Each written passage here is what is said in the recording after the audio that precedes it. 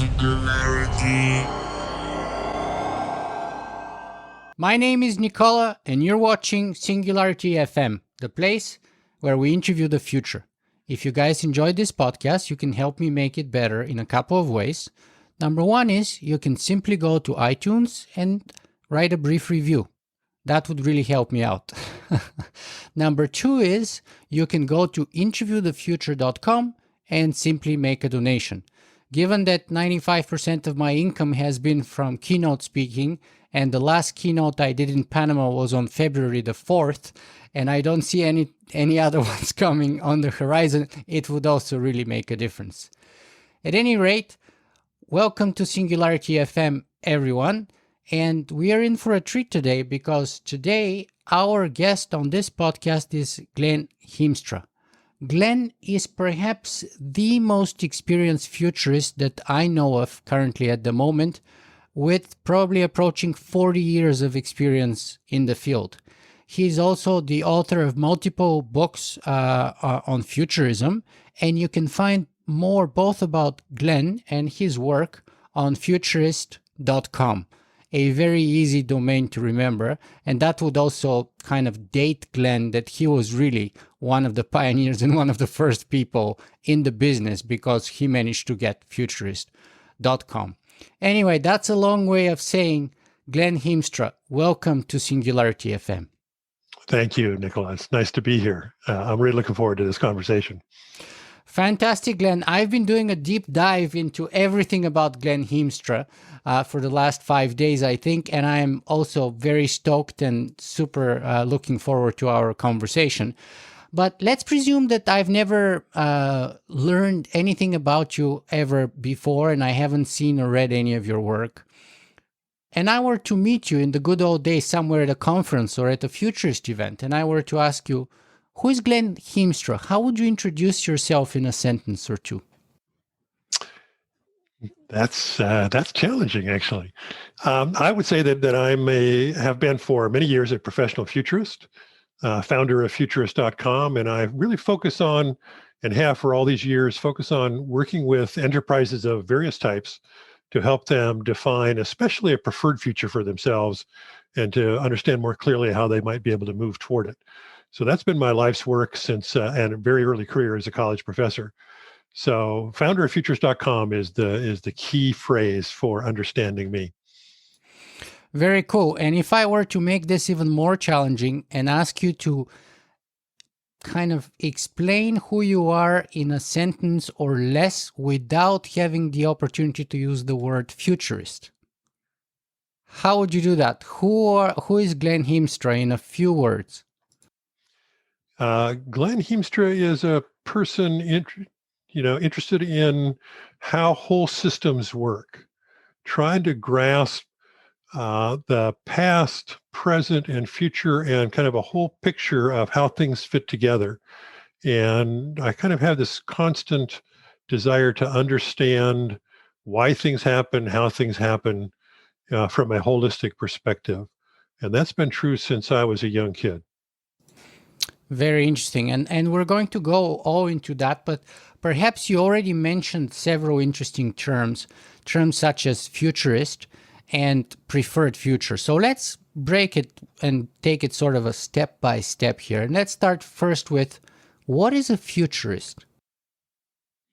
To me, a futurist is one who grasps the concept that we as human beings have this capacity to remember, understand the past, to live fully in the present, and to anticipate and dream about the future. And what a futurist does is to sort of ratchet those human abilities, those natural human abilities, up one level and turn it into a profession, something that you really seek to do at a professional level, so that you maximize this human capacity to remember, to live, and to anticipate and dream, and then put that together in a way that leads to hopefully a better world and hopefully a good life for yourself. You know, there's two schools of thought here when it comes to futurists and futurism. One is the sort of a hardcore professional, man on the stage, expert kind of he's there and we're all down here kind of view. And the other one is, and according to that first view, basically leave the future to the futurists, and the rest of the population should basically follow the experts, just like any other scientist, etc., or expert in any particular field. Now, the other view is a lot more democratized and decentralized. The other view is that says something like, and because I'm kind of Canadian here in Canada, I'll use a Canadian metaphor. The other view would say, well, look, Wayne Gretzky was a famous futurist. Why? Because he said the key to his success was that he didn't skate where the puck was, but where the puck was going to be, which in the field of hockey, in that professional sports context, is a kind of an exercise of futurism. You had to sort of anticipate where the puck would be so that you're best positioned to benefit from that and to score a goal or to prevent a goal to be scored in your own side.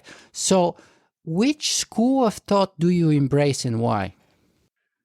Well, if I have to choose, I choose the democratizing side. But I am I suppose, as a systems thinker, I try to put these things together. On the democratizing side, I've often said to organizations that I've worked with or audiences that I've spoken to, as you do as a keynote speaker, that one of my goals at the end of the engagement is that everybody walks out the door and thinks of themselves as a kind of amateur futurist, somebody who's now capable of thinking about the future in a new and more effective way. And I have been hesitant to embrace the over professionalization of the futures field, which has, I think, been the trend. This may not be quite right, but it seems like the trend of the last 20 years or so has been to try to define the futures field in a more and more professional kind of way, more and more academic kind of way, and to, in a sense, and sometimes quite actively, as a matter of fact, try to create delimiters or boundaries around who gets to be a futurist and who doesn't get to be a futurist. And I understand the desire to have a professional credential and the value of that. And when somebody asks me, how do I become a futurist? The first thing I tell them is, well, there are some schools that you can go to and there are certificate programs and so on. You can train in order to acquire these skills and these perspectives. So I think that that's a very valuable thing. But when I'm working with a group, I'm really on the democratizing side. I really want them to start thinking like a futurist and in some certain sense think themselves as a futurist, somebody who's concerned about future generations, who wants to learn kind of from deep history about how things work and so on. So perhaps I'm somewhere in the middle, but I lean toward the democratizing side while recognizing that the value of professional credentials and in fact encouraging people to go get professional credentials when that's appropriate for them to do that. Mm-hmm. I have to say, I feel the same way, even though I'm leaning even more so on the democratizing side, simply because I know of many futurists historically who have missed amazing sort of phenomenons and events, many experts in many fields, the list is endless. I even watched a whole documentary on the topic where they were saying that a monkey throwing darts or flipping a coin, looking at the 20th century major events, would have had similar or at least, or maybe even better success than the experts.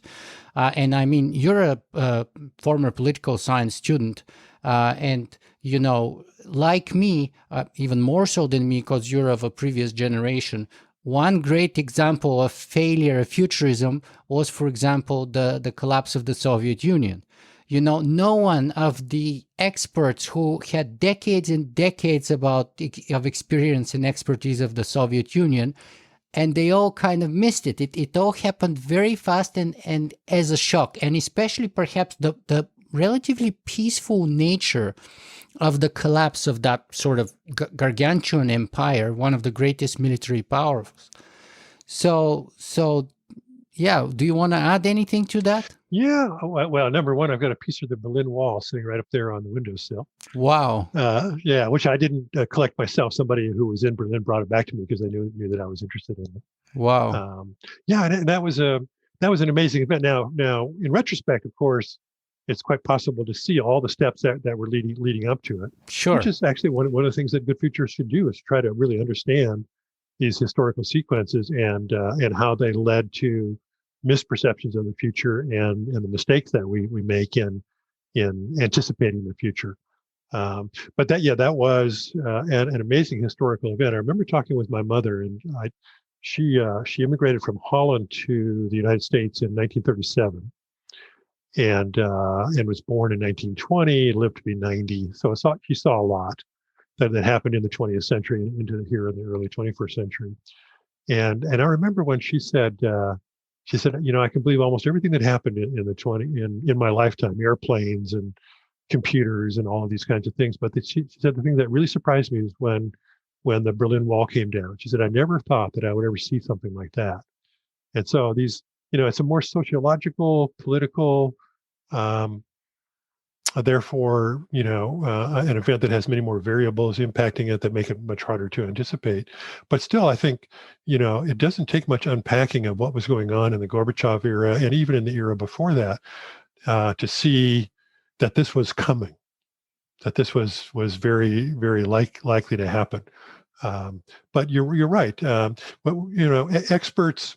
This is a problem, I think, for the academic futures field. At least it's certainly a challenge for the academic futures field, which is the more you, the more you create this field of expertise. Of course, in academia, that you become more and more specialized, and in a certain sense, your field of view becomes smaller and smaller, which is ironic given that you're in the future studies field, or in today's language, the strategic foresight field. And you find yourself looking at smaller and smaller and narrower points of view rather than the other way around, which you would think would be associated with our field. But that's been the traditional problem of all academic fields, is that people become more and more specialized. The nature of the whole academic requirement, writing theses and writing dissertations and so on, sort of requires you to become more and more specialized. And so that's a constant danger in academe. And I don't know that future studies has fallen into that all that much, but it certainly has become characteristic of our field more than it would have been 30 years ago or so. Yeah, and to be honest, that's one of the reasons why I feel very uncomfortable when someone's calling me a futurist. Because first, I want it to be a more sort of decentralized and democratized thing. And maybe you can even go as far as claiming that one of the things that makes our species unique is our ability to contemplate the future. Homo sapiens, that is. So that's one reason. And another reason is having all those kind of famous failures behind it, and the fact that expertise, while very useful, and I always, like you, recommend self-education and self-improvement as a never-ending pursuit, and yet I'm constantly aware and humbled by the gargantuan failure of the past, and perhaps none more notable than Francis Fukuyama, who not only didn't foresee the collapse of the Soviet Union, but then went on famously to proclaim that was actually the end of history. And I mean, I couldn't imagine one kind of a shocking turn of event that no one foresaw, then only to be topped off by another prediction that is utterly misplaced. Yeah, that was interesting. I clearly remember when that happened. And it had certainly kind of an emotional appeal to it, to think that we've arrived, Yeah. that We are the pinnacle. Democracy and capitalism as currently understood, where everything has been headed all along, and now we're there, and we'll make incremental progress in these two areas from now on. But we've arrived, and then that to be overturned really quickly was a bit of a shock, and it raises an interesting question about the cyclical nature of history, which is another interesting debate, I think, for those who are interested in the future to engage in, is what does history operate in cycles? Does it operate in spirals? Is it just a linear progression? What are the dangers that we'll fall back into some kind of pre-scientific age? All of those kinds of things Um, but and all of those are very different from the concept that we're at the end of history and we've arrived and there's nowhere else to go other than small incremental changes. Right. And speaking of history, from a sort of a holistic point of view, what do you make of that kind of cliodynamics, Turchin's idea of cliodynamics? Because you're talking about whether history rhymes or repeats itself. What do you make of cliodynamics? I even read an article by Turchin written around 2010 or so, where he allegedly kind of predicted the current polarization and sort of a civil confrontation within the United States and all of that. Whereabouts do you fall? Well, I have to say that I've only just become familiar with Turchin and cliodynamics. And so I probably don't know it as well as you do. And it's a really interesting concept. In fact, I was thinking of him as I was just mentioning cycles. I used to talk about the Kondratiev cycles a lot as related to economics.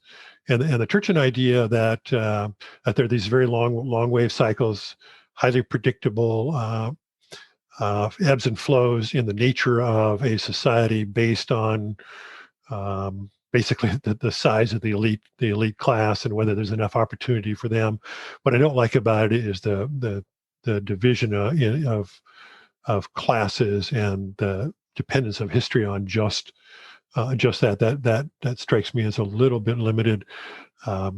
But I probably need to understand his work a little bit more. But what does catch my attention is the idea that there are deep cycles. Even and it's quite obvious when you look at other species, which he does, and he came out of the field of biology and ecology, and when you look at other species, we totally accept well there are cycles in population growth and population decline, and so on, and we just sort of accept that that's normal. And why we would think that would be necessarily different for the human species is interesting. Other than that, we have this brain power to anticipate the future, learn from the past, and so on, which could make us unique if we really know how to engage that power. So bottom line is, I think it is something really worth paying attention to for the futures field, and I actually intend to study it a little bit more here in upcoming months to get a little bit more familiar with it. I think it's intriguing.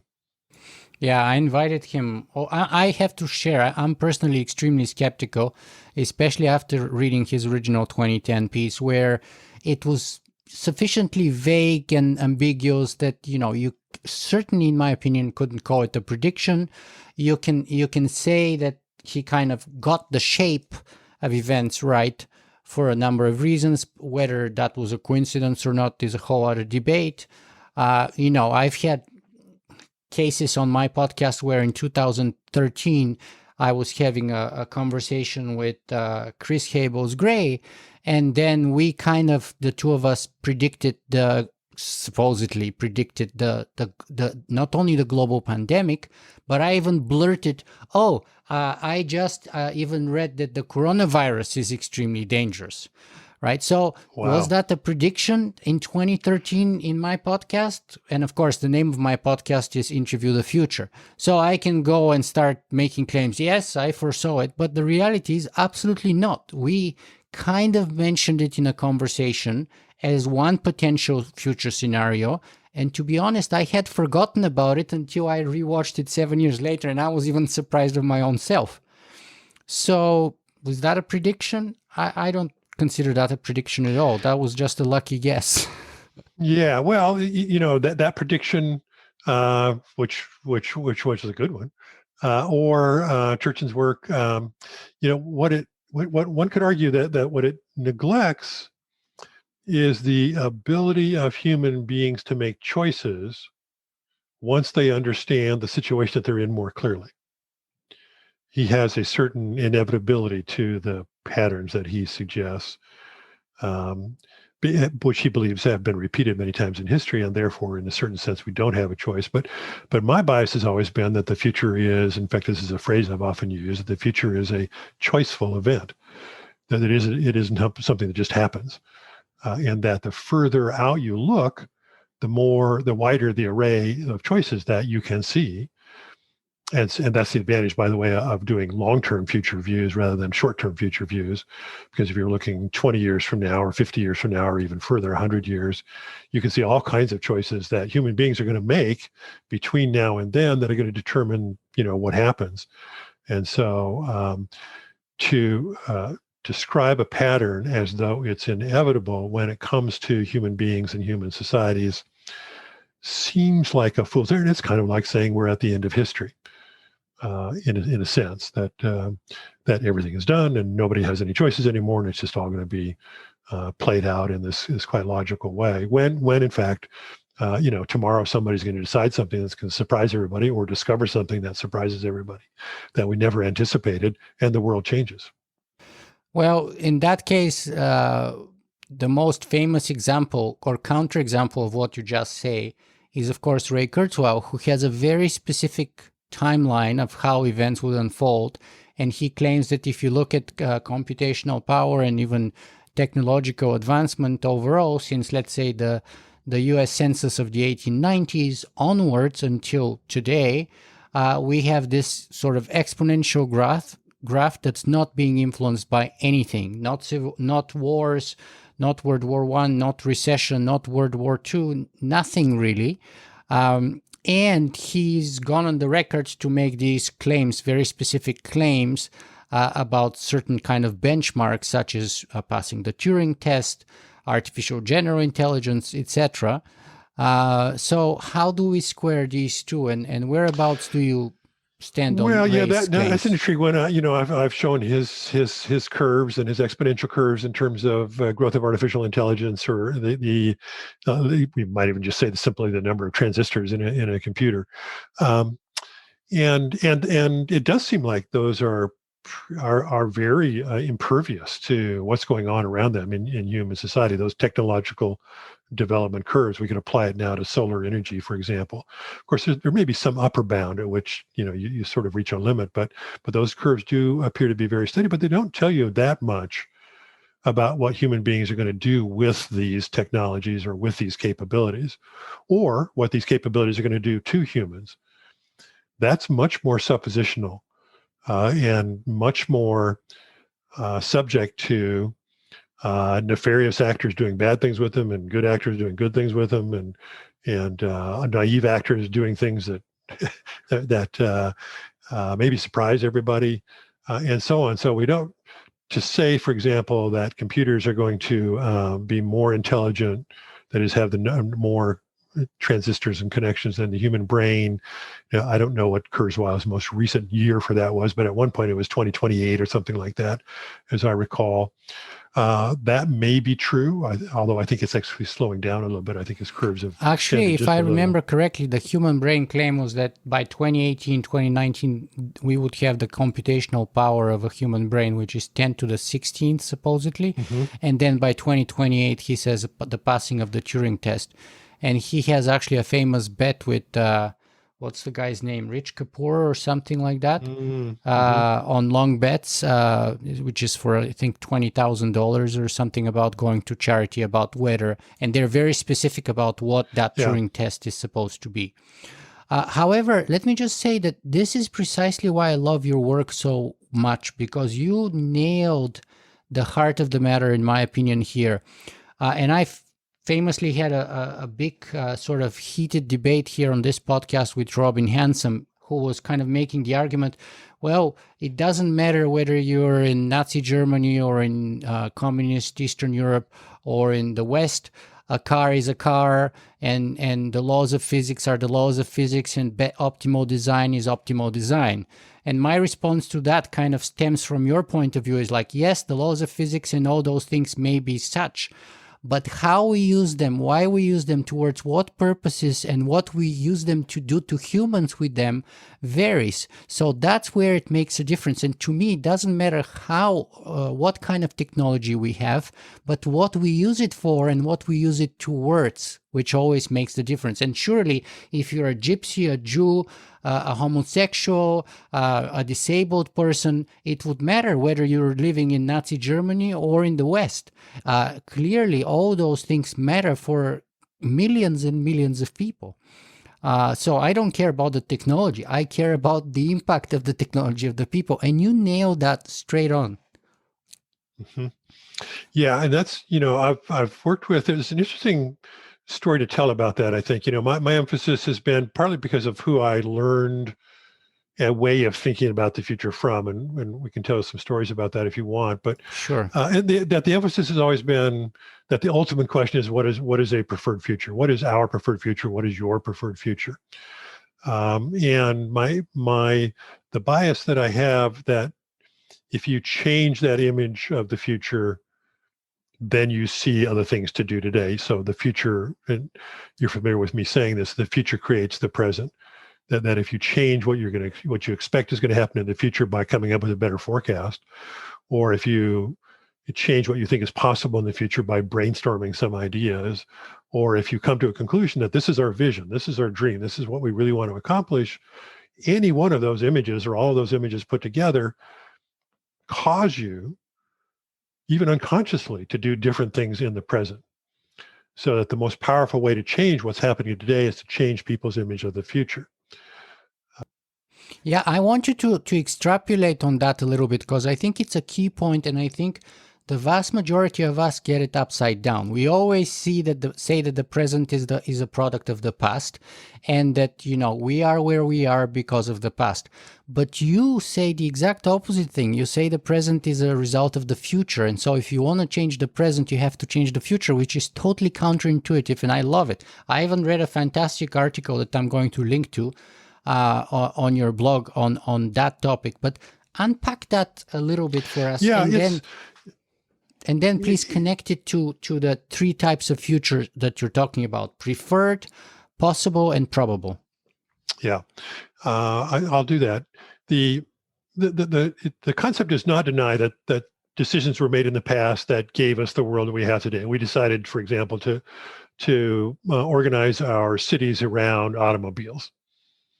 And so we have these massive streets and so on in American cities and many cities around the world that are organized around automobiles. And people did that in the past, and that's what we got. Now, if you want to change that, and many people would like to, you've got to enable people to see a different vision. And maybe that's a visual picture, or maybe it's a description, or maybe it's just a conversation that they have. In a certain sense, at a simple psychological level, it's the self-fulfilling prophecy. And I often have cited. I remember this really came home to me once watching the Olympics, and I was watching a diver, and they were standing. It was a high dive contest. They were standing at the bottom before they climb up to the top of the platform for their dive. And as the athlete stood there, the athlete had their eyes closed and were just doing all these little subtle movements.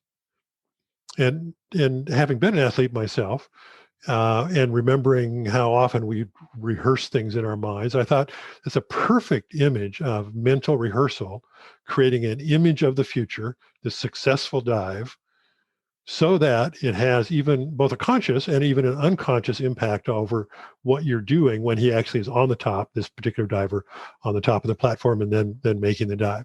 So self-fulfilling prophecy, or creating the dream or the vision, is very powerful, particularly if it's one that taps into your emotions or is actually important to you. I mean, organizations have visions and people read them and they don't really care whether they happen.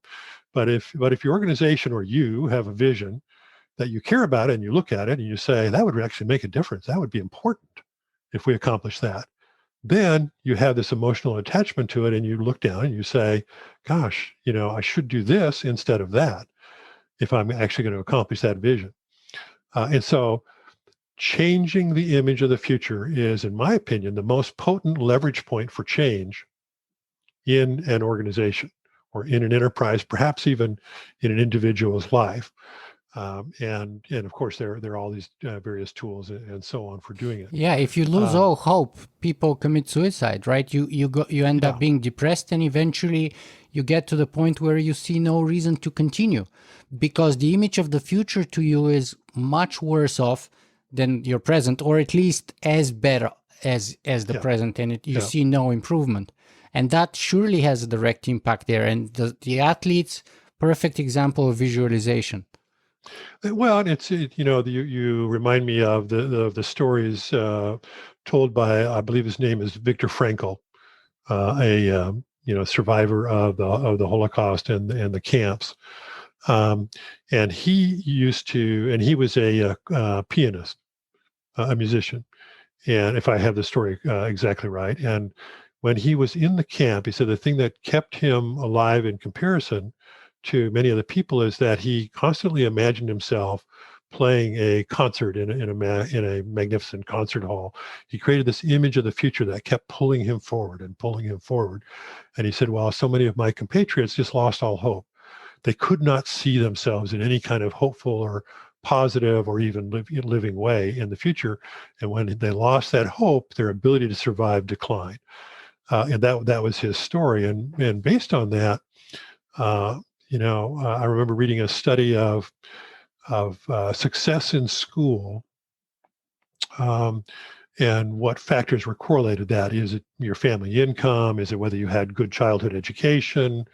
And so on. And of course, all those factors have impacts on whether you're successful in school. But one of the factors that surprised the researchers in the particular piece of research that I read was the question was, does the child have a positive image of themselves in the future? Can they see themselves being successful? And thus, the researchers said one of the most important questions you can ask a child is, what do you want to be when you grow up?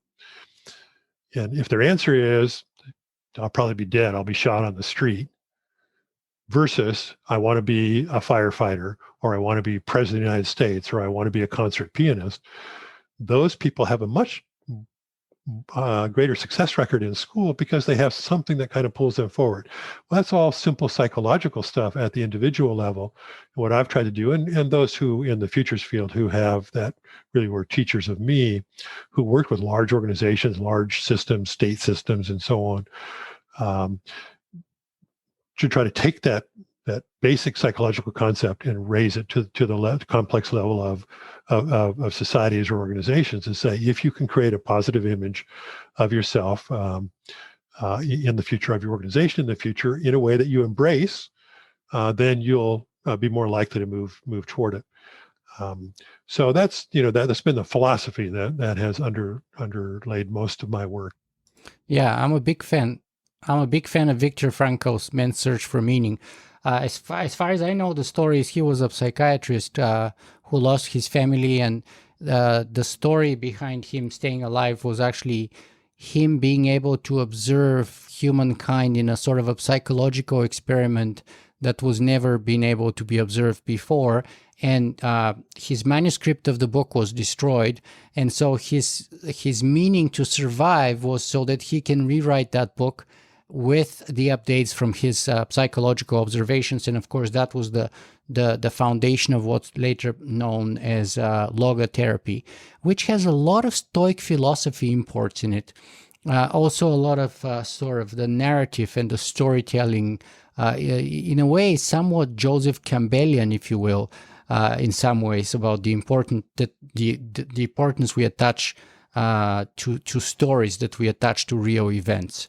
And how the same event can have opposite interpretations based not on the actual event, but on the story that we import on top of that event, which originates in us, not in the event itself. But let's go back to the distinction, perhaps. Yeah. Do you want to add anything?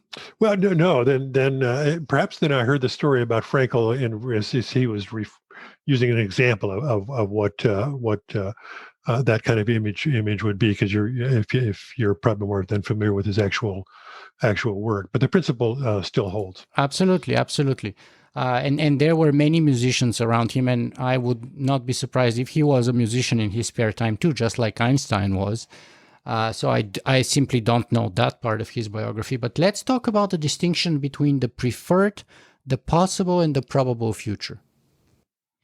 Yes, and that's a very standard trope within the futures field, and people have expanded that a little bit to include plausible futures out of scenario work and so on. But that's the way I was really introduced to that, was through the person who was my mentor, futurist, who had come out of the space program and then become a college president. And he used to really talk about these three questions: what is probable, what's possible, and what's preferred. And that really formed the original framework for my own thinking about the future. It formed the original framework for all those future cone models that everybody are relatively familiar with, where you have those three cones out in the future. And the difference is very simple. The probable future is the realm of forecasters, the realm of predictive models, and so on. And you're really trying to ask, what is likely to happen in the future, particularly what is most likely to happen in the future, or certainly what has a better than 50% chance of occurring. And there is value in trying to see that. There's a limit in trying to see it because the future is, in some senses, inherently unpredictable.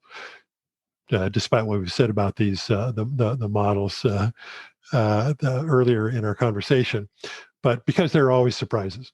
But there is, a whole school of in the futures field of, even though the futures field likes to say we don't make predictions, in fact, there's a whole lot of effort that goes into making forecasts and enabling people to see with some level of accuracy what is likely to be true, more likely to be true than not be true in 5 or 10 or 15 or 50 years.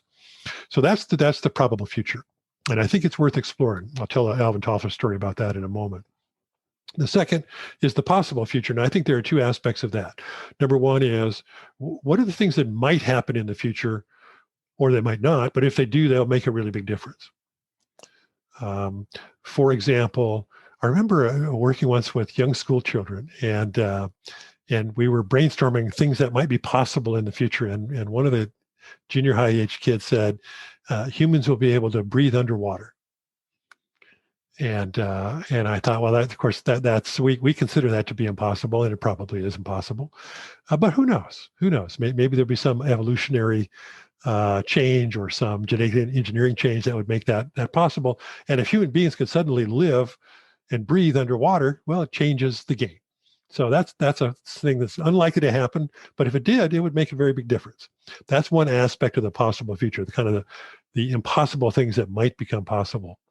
The other aspect is, from an enterprise organizational perspective, if that's what you're doing is advising an organization can ask, what is impossible for us right now, but if we made it possible, would change our business model or change some aspect of our organization, and so on. So those two parts of the coin. My mentor, whose name was Dr. Ed Lindemann, he used to say everything that's possible today was at one time in the history of the universe impossible. That's, the evolution of species, the ability to see, the ability to build technology, and so on. If you go back to the Big Bang, everything was impossible. Well, in some sense, it was possible because it happened. But he would say it this way: everything that today is impossible may at some point in the future be possible. And that changes everything. So that's the possibility question. And I think that's a really valuable one to explore because it really challenges your creativity and your imagination. Yeah, and that reminds me very much to Arthur Clarke's, Yes. What is it? The Three Laws of Arthur C. Clarke. But let me ask you, because, yeah, go ahead. Well, then we'll talk about the preferred. But yes, mentioning Arthur C. Clarke, is the question of what is possible in the future is really, in some senses, the realm of science fiction writers. Yeah. They look at probable trajectories of both technology and societal events, and then they say, well, what if the world developed in this way? What if this was possible? Or what if faster or near faster than light speed travel was possible? What might society look like? So they play with that question, in my opinion, better than anybody else. But they also play with what Greg Bear called the sugar-coated pill on my show, which is precisely the third option, which I almost didn't let you talk about, which is the preferred future. I haven't heard. Now I know Greg. I never heard him use the term the sugar-coated pill, so that's fascinating. Yes, the preferred question is also an obvious question. All three of these are obvious questions about the future, but my approach has been that you ask the first two, what is probable and what is possible, so that you can answer more effectively the third question, what is preferred? What is my preferred future? If you sit down with a group of people, if you sit down, let's say you sit down with a leadership team in an organization and you ask them, what's your vision of the future? They can probably tell you something.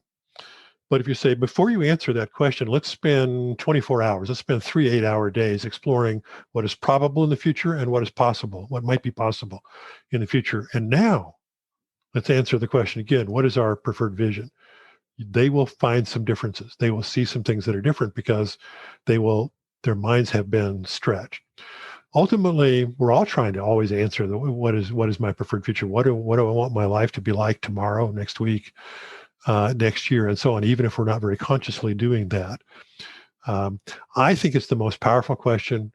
One of my observations, again, I may not be quite fair on this, but I think the futures field, when I started in this in around 1980, while I was still a college professor, everybody I knew that I met kind of in the futures field, whether it was Dr. Ed Lindemann or Barbara Marx Hubbard or Robert Theobald or some of these old names, they were mostly interested in helping collections of people, however they were organized, define their preferred future, create a better world, rather than, as compared to helping them make better forecasts of the world or create multiple scenarios so that they understood, were able to adjust to what was happening when it was happening. Those are all useful activities and useful skills to have. But their belief, which really was inculcated in me, was the most potent thing that you can do is help people define a preferred future, and then devise steps and strategies and so on that might aim them toward it. And so that's what I've come out of. And so my bias has always been the first two questions are interesting and valuable and useful, probable, possible. But the most powerful question, and the one we should work ultimately to try to answer, is what is our preferred future? Yeah, and to be honest with you, that's kind of the whole reason. Only I arrived to this conclusion from a very different way. That's to say, by import of ethics, because preferred is all about ethics, whether personal or corporate or civilization-wide, national, you name it, collective. But it's always about ethics. And so I came into that kind of conclusion from the ethical point of view. And to be honest with you, one of the trends that I see and that really dislike is that I think that's kind of being lost in the last, maybe I've been in the field since, let's say, early 2000s, 2004, 5, since I started academically first taking interest and then later on professionally. But I think now people are getting to be precisely in what you were describing as more narrowly specialized. In other words, they're starting to look at the world and history with straws. So they're limiting their field of view. Their aperture is shrinking, in other words. And to me, it's gotten to the point where it's all about predictions. Whereas from my point of view, if I were to paraphrase Karl Marx and bring him into the sort of a futurist context, I would say something to the degree of futurists have always tried to predict the future, but the point, however, is to change it. Well, that's my bias. Yes. Yes. Now, I'll add a caveat to that, and you'll know exactly what I'm talking about. I did a project in 2000. I got invited there was a short-lived foundation in the Seattle area called the Future Foundation, and it was funded by a bunch of money from an aerospace executive who had a kind of a subcontracting aerospace company, but had been very successful. And he was a Swiss immigrant to the United States who had, I don't know that it would be fair to say that he fled, during the war or before the war. I don't quite know the exact story, but he was very interested in the future. He asked me, what he wanted to do was to bring together scientists, philosophers, high-level scientists and philosophers, Nobel Prize winners, some of them, to ask them, what will it take for humanity to survive for another 1,000 years? And so I sat with him, and I got to facilitate those sessions, and we call it Humanity 3000. And I said, well, the ultimate question we should ask them is, what is their preferred future? And he went like this: no, absolutely not. Do not ask them that. He said, because Adolf Hitler had a preferred future. He said, that's the most dangerous question in the world. Wow. Is what is your preferred future? Because he said Adolf Hitler and every dictator in the history of the world has had a preferred future. They had a very clear preferred vision, and they would do anything that was possible to do in order to make that vision come true. So did Dalai Lama and Mahatma Gandhi. So Martin Luther King Jr., all of them had preferred futures. Preferred futures are moral questions, as you pointed out, and they're debatable. He was a scientist, engineer. His belief was that if these scientists and philosophers explored hard enough and effectively enough, it would become very obvious that there would be an obvious scientific answer to what human beings should do to survive for another 1,000 years.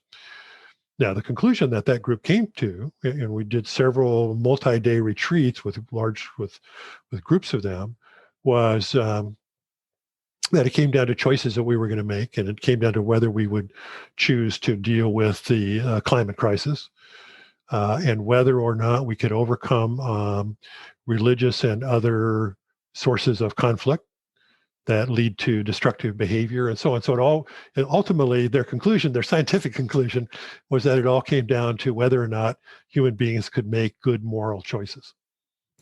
And that to me as a philosopher is kind of obvious. I mean, I'm happy that they got to that conclusion, but to me, what your funder there, the Swiss aerospace engineer was exhibiting was what I call the scientism or a techno-solutionist bias.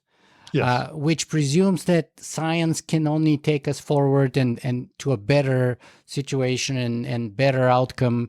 And if we only just, focus on STEM, it would all be okay. And and one of the offshoots, the dangerous offshoots of that kind of thinking is that you underfund the humanities, philosophy, art, and all of that, which are, to me, so science helps us live a better life, an easier life, more comfortable life, but it's the humanities and the arts that give us a reason to live, that tell us why we should be living in the first place, that tell us what we should be striving for in life in the first place, right? So science is merely a tool in the sort of the hands of the humanities, and you can incorporate it to destructive end. I mean, Nazi Germany was very scientifically advanced. He had the best scientists in the 30s around the world, basically were there. Berlin was the scientific center of the world.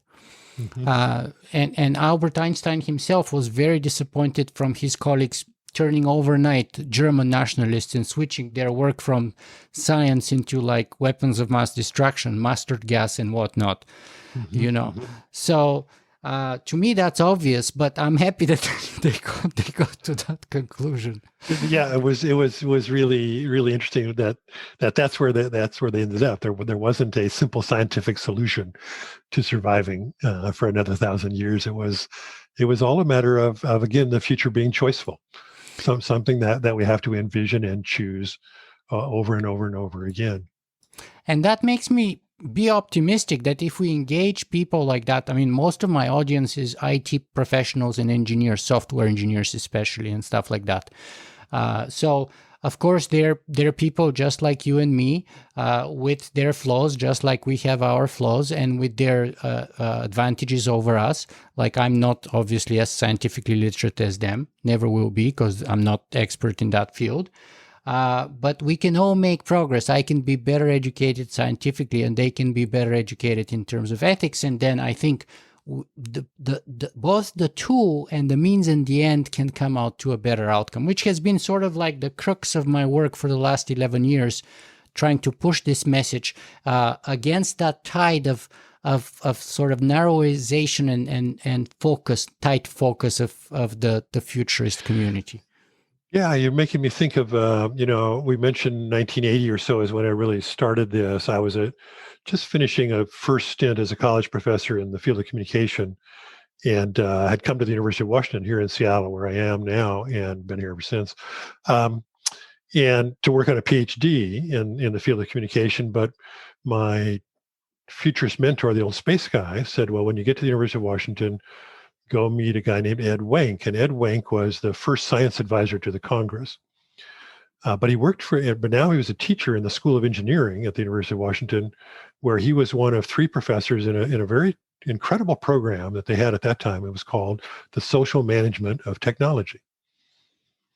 And it was one kind of Marxist professor and Ed Wank, this former science advisor. And their question was, technology always has unintended consequences.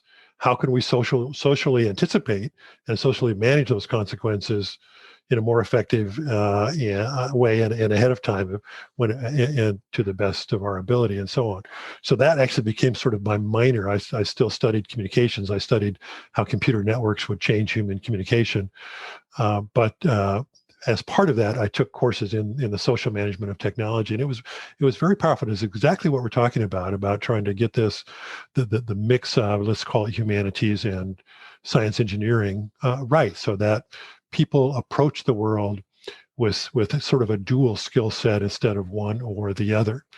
One of my concerns about the crisis in higher education right now, and that by that I mean the financial crisis that higher education faces, is in the world that we're in now, highly technological, highly oriented around work and jobs and so on, that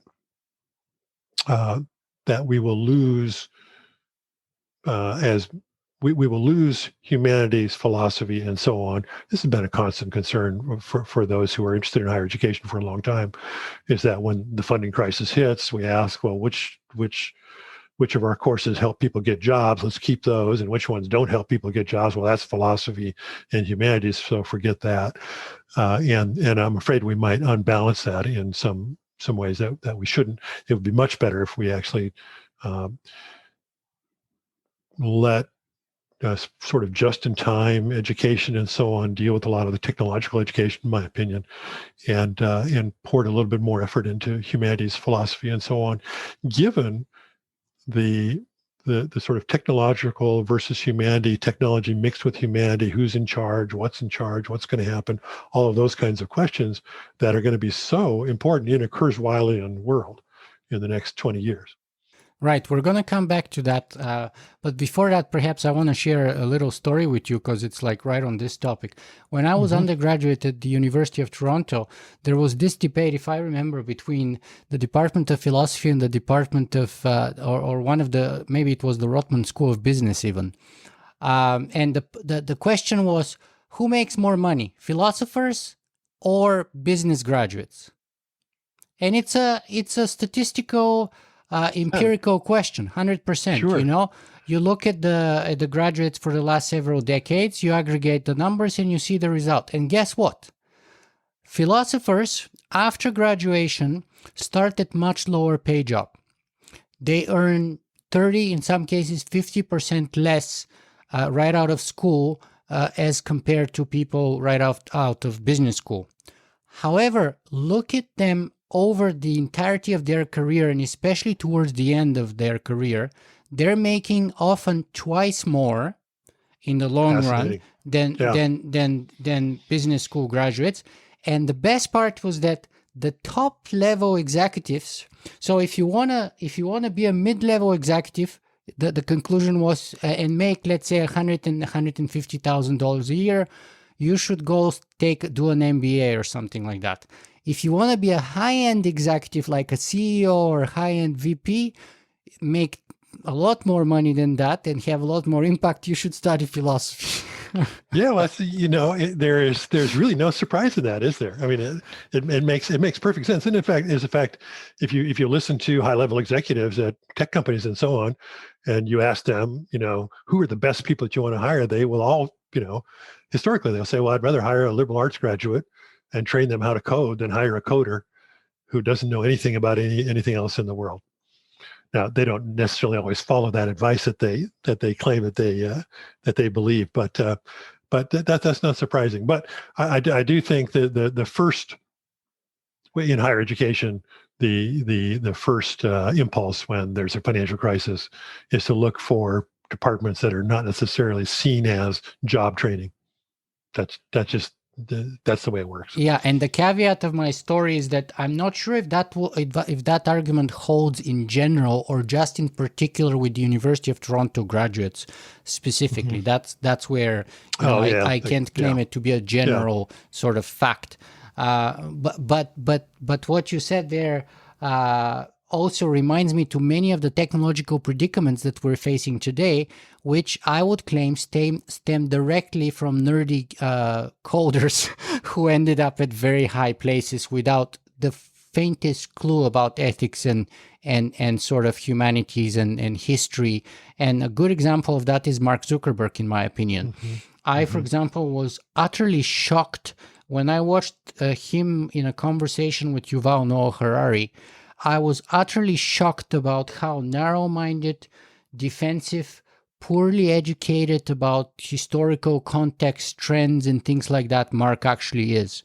And now people say he was a brilliant coder and all-around nerd and geek, and that may be true. But actually, I think, and we see the results have been very detrimental in so many ways because of that. And you can say the same about Instagram founders, maybe even Larry and Sergey even. Yeah.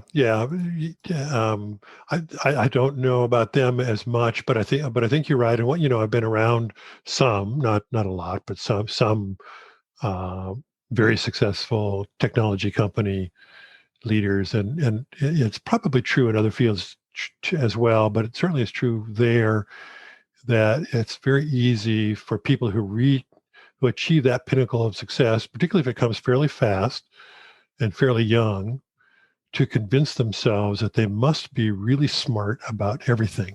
I'm not saying anything that people haven't said before or haven't thought about before.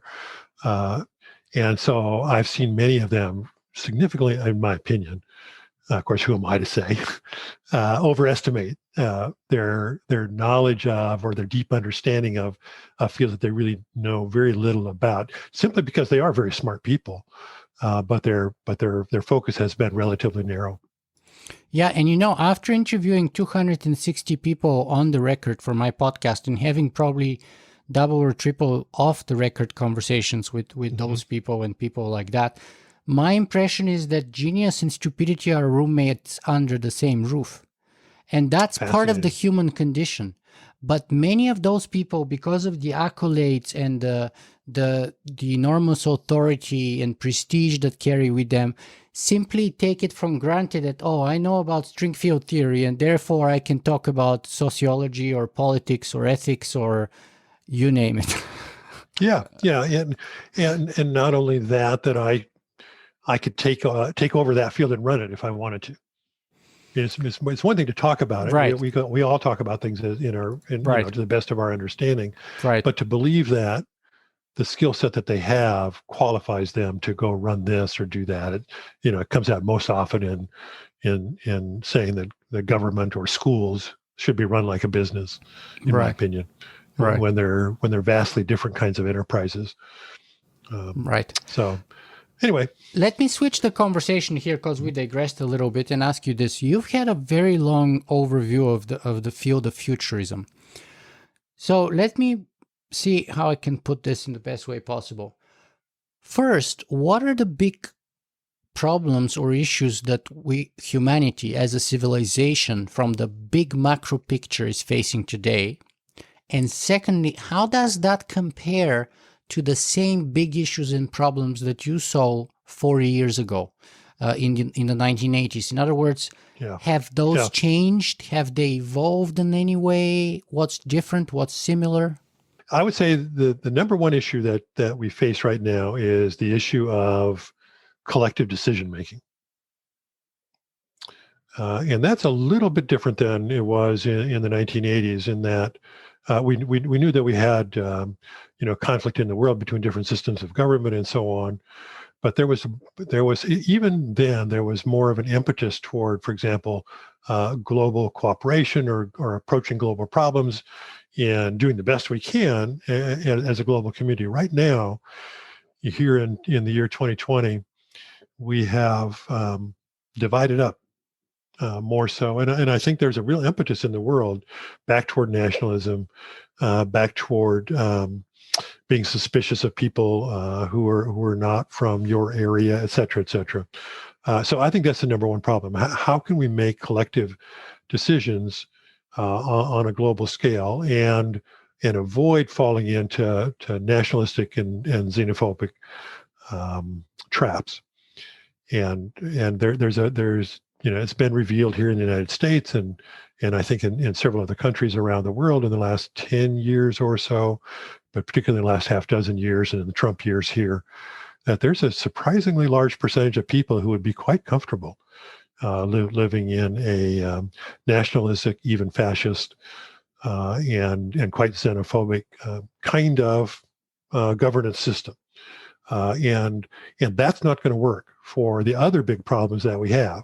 Number one of which is the whole climate challenge, which is a global challenge. Now, we were talking about that in the 1980s. We talked about it as environmental issues. I was a college kid when the first Earth Day began, and so we've been concerned about and aware of concern about the environment for a very long time. But in 1980, when I was giving my very first talks as a futurist, I would talk about desertification, and I would talk about the Oglala aquifer and loss of water, and I would talk about air pollution and water pollution and so on. But we didn't talk about global warming because it just wasn't on the radar. There were some scientists who were paying attention to it, but those of us in the general community were not. And now when we talk about environment, we mostly talk about climate change. And I think that's clearly the biggest challenge that we have. And it takes a global approach to deal with it. It takes national commitment, it takes local commitment, but it also takes this global approach, which we are not yet capable of really engaging.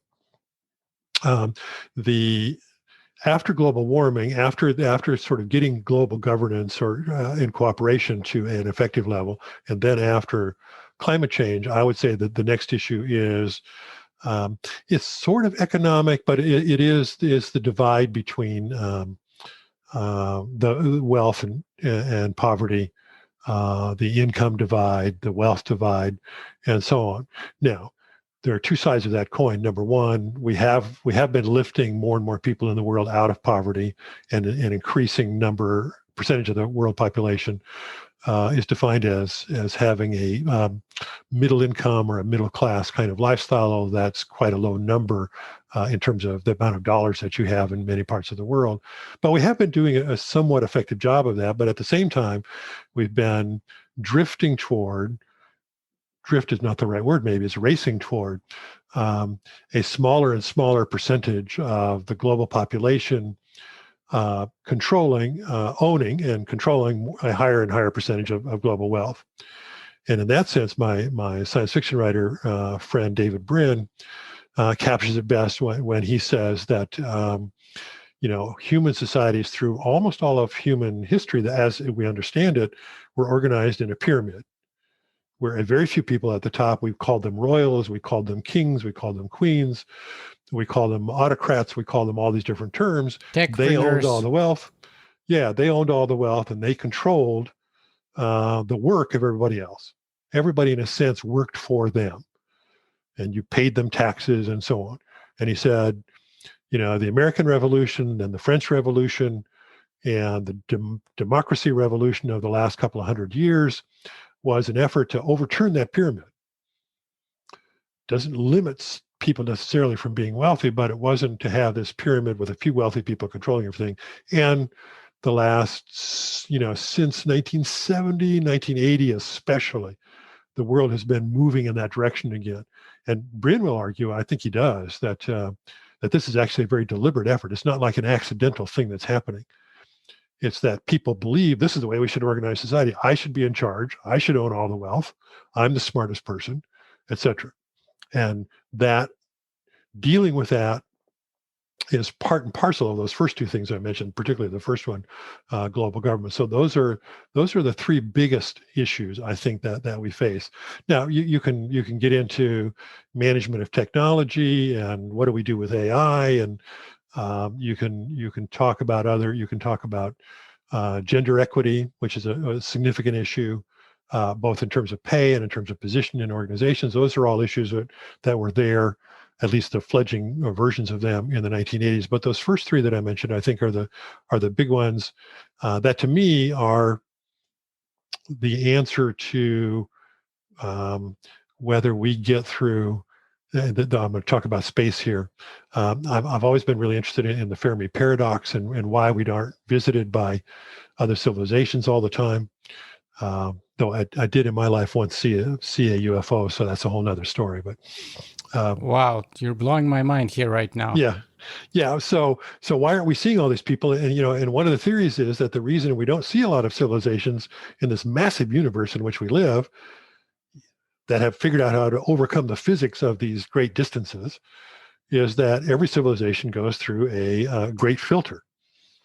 That they achieve a level, and right. you're familiar with this, of course, they achieve a level of technological development without achieving a commensurate level of political development, so that technology is more likely to destroy them than to enable them to move into the stars. And you've got to go through this filtering process where you have the technological capability, but you also have the philosophical and political capability to make it. And we're in my opinion, one can argue, I think, quite persuasively that the 21st century that we're in now is the century of our great filter.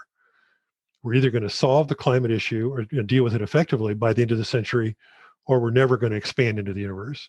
We're going to solve this global cooperation problem, or we're not going to expand into the universe. And we're going to solve this financial equity problem, or we're not going to expand the universe. If we solve all three of those things, then a whole I was going to say a whole world opens up, a whole universe opens up. Certainly a whole solar system opens up.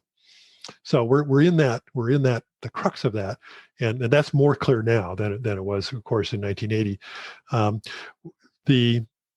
Let me ask you here, though, just so to kind of look at where futurists were back then and today, right? And by the way, just one example is when you were talking about certain people who thought that, as a good example of the kind of person who would think that, oh, this is how it should be, and the pyramid structure is a good structure and we should just sustain that. Peter Thiel is a good example of that, right? He basically says that personal liberty with respect to gathering infinite amounts of capital and possessions and stuff like that is irreconcilable with democracy. And so since we're forced to choose between democracy and, sort of like infinite growth of capital, he's on the side of capital. And I'm severely paraphrasing him here, but that's kind of like the bottom line of his argument, and which is why he's not known for a big supporter of democracy. But let me bring that loop back to the futurists and the big themes of the 80s and the big theme of today, because you identified as today's biggest issue the sort of rise of nationalism, polarization, whether ideological or economic, etc. So my question then is, did the futurists of the 1980s foresee that and anticipate that? And if they did or they didn't, why, and what are some examples of that? Because to my knowledge, take, for example, Donald Trump. In 2015, very few people, futurists or otherwise experts, would have even seen him as sort of the Republican candidate to begin with, let alone even winning the election. And of course, most people were betting multiple times against him over in favor of Hillary, even after he was the GOP candidate. So it's fair to say that they missed it at that level, but what about sort of the long view perspective and then that whole phenomenon that unleashed where we are today and you identified as a big issue? Yeah. There's that's a very complex web to untangle, but let me just pick out a couple of pieces that come to mind.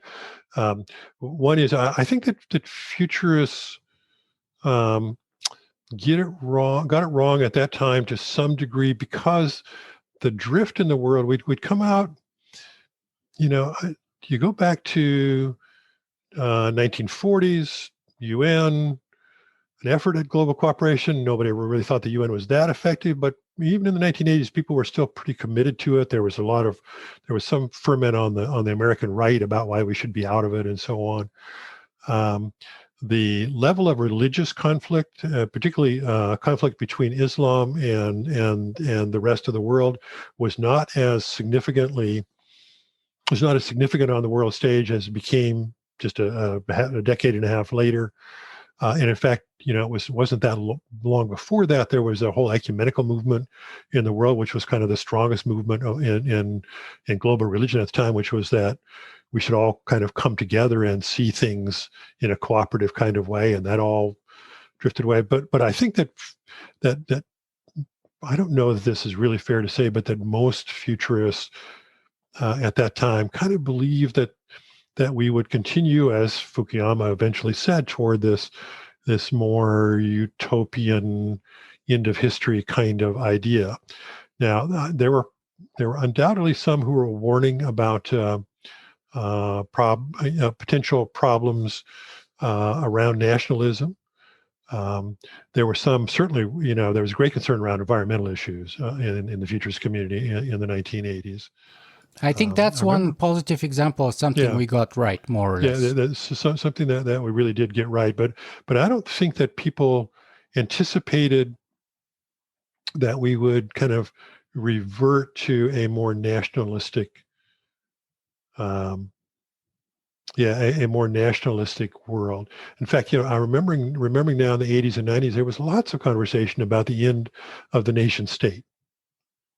That we were on a trajectory where the nation state would fade away, and we may maintain sort of the fiction of nations for reasons of national pride and to have World Cup teams and so on. But as a governing structure, that was sort of would disappear into the background, and we would achieve some new level of organization. It might be a combination of hyper organized local level and global level, but the nation state would fade away. That was almost an article of faith among many people in the futurist community, I would say, and others in the political science community and elsewhere. Totally. I even remember the so-called McDonald's theory, the McDonald's theory of peace, where, as you know, two countries that both had McDonald's at the same time never actually went to war with each other. And that kind of goes towards that end of history kind of ideological view that as long as you have the sort of commercial or capitalist system in the background, it would create other sort of mechanisms or tools of conflict resolution. And, two countries that both had McDonald's at the same time never went to war. That was true until the Balkans War. It was the Balkans War that blew that theory up, so to speak. One of the, it's fascinating.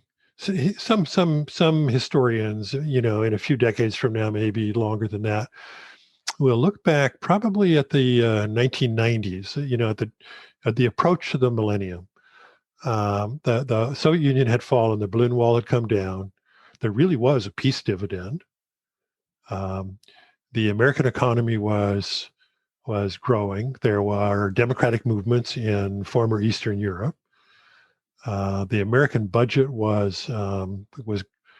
such that the federal budget was going into surplus to the degree to which the chair of the Federal Reserve became concerned that we would pay off all of our debt, and he couldn't figure out how the economic system would work if the U.S. government didn't have any debt. And that was the world as the millennium turned. And then it all blew up. And why historians will ask, why did they not embrace that and keep moving in that direction? Yeah, and that's my concern. You see, that's why I'm bringing this here, because my concern is that we as the experts, a community of experts, because the futurist sort of community was organized sort of like, to my understanding, after World War II, in the context of sort of the Cold War and especially nuclear weapons and so on, to sort of game theoretical analysis and sort of foreseeing the different possible and plausible and preferable future scenarios in a sort of a game theoretical relationship with the Soviet Union and later on China and other nuclear armed powers.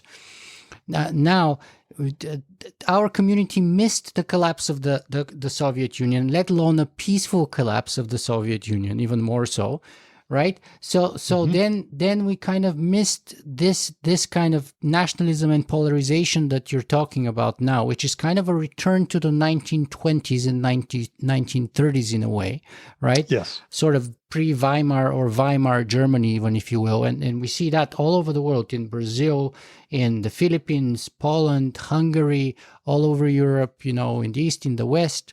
It's all over the place. It's hard to escape. So we missed that too.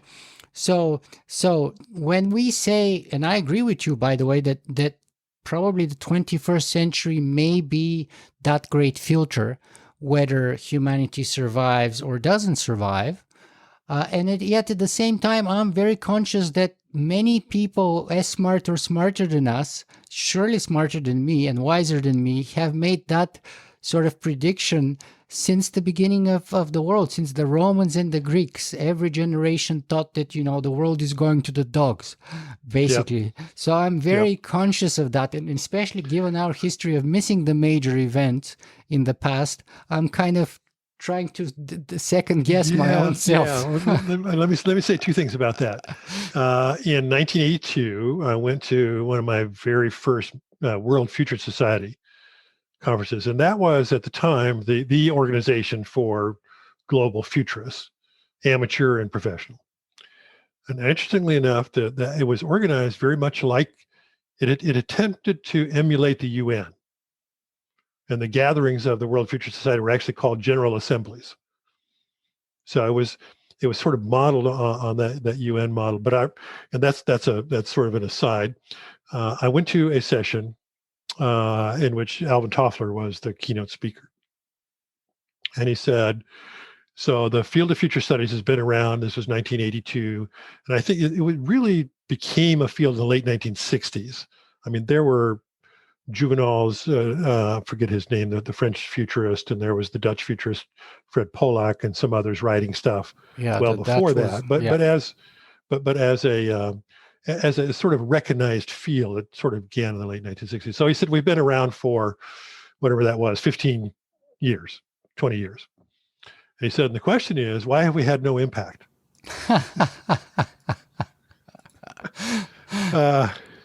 And he said, my answer is, we've focused on the wrong question.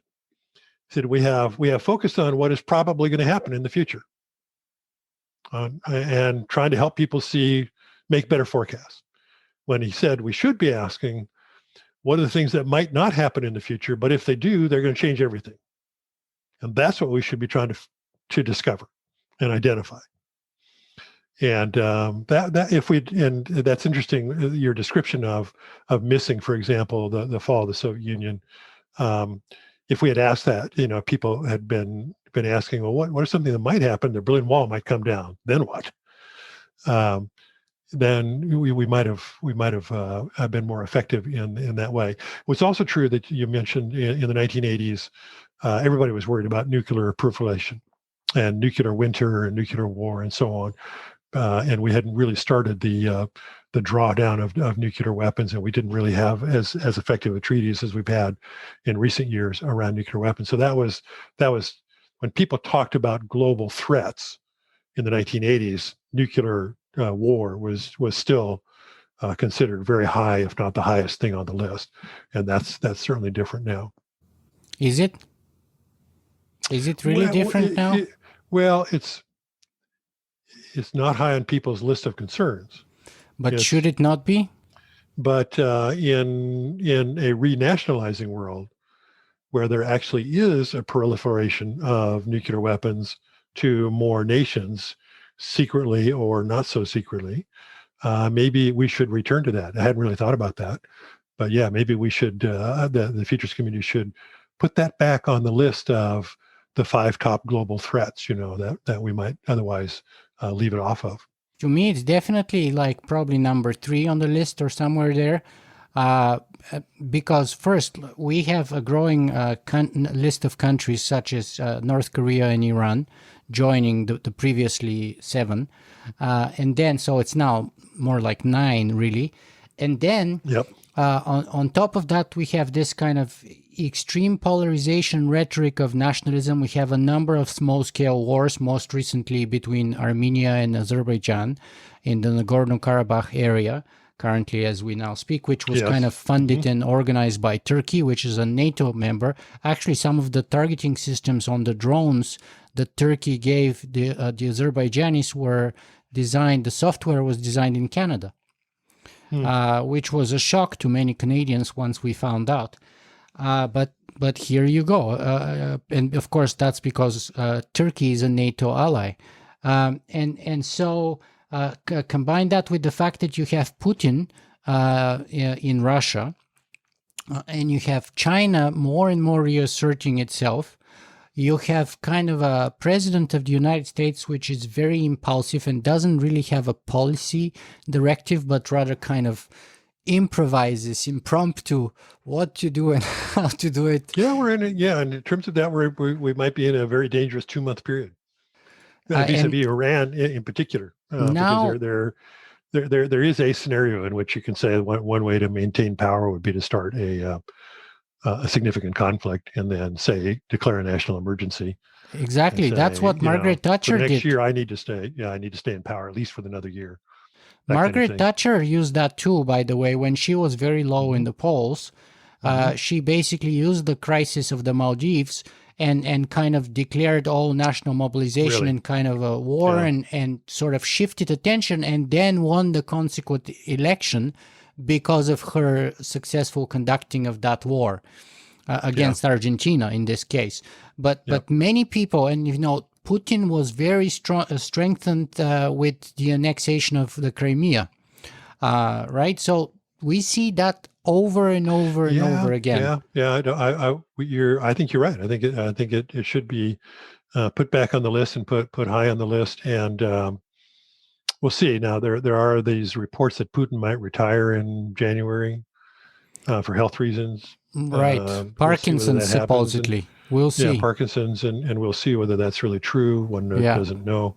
Yeah, we'll see whether the transfer of power happens here and gets us perhaps into a slightly safer space. But all the other dynamics that you mentioned are still there, particularly the proliferation issue and this extreme nationalism. I do want to come back to the great filter idea. I do want to say one thing that countering what you said, which is when I say the 21st century might be the century of the great filter, I have no doubt that human beings will survive the 21st century and be around for centuries after that. The question is in what state? And when I say the great filter, I'm really referring only to our ability to become a multiplanetary civilization. Right. That if we don't get through this century in an effective way, it severely limits our ability to become multiplanetary. I'm not one who believes that as they might have during the Roman times or all these other times where we're nearly at the end of the world and humans are going to be wiped out. I don't believe that. I think it's more likely than not that human beings will be around 1 million years from now. But exactly in what state and exactly in what level of technological development, that's open to question. Well, this is a perfect sort of segue from talking about the past to talking about the future and how it could sort of change our present, perhaps. So let's kind of take the tools that you were sharing with us in the beginning and see if we can sort of utilize them to first create a vision of the future, and second, see how it could influence our present. So walk us through this.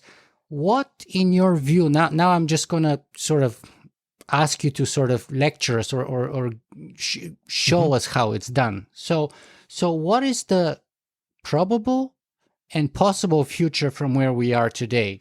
2 months before a power change, presidential election in the United States, environmental challenges, climate change challenges, nationalism, social media issues, global pandemic, let us not forget. So it's a very kind of complex and complicated situation. So what are the projecting forward and then backwards, the possible, probable, preferred?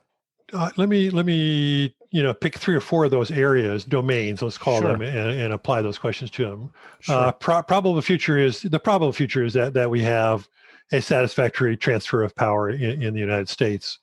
That's probable.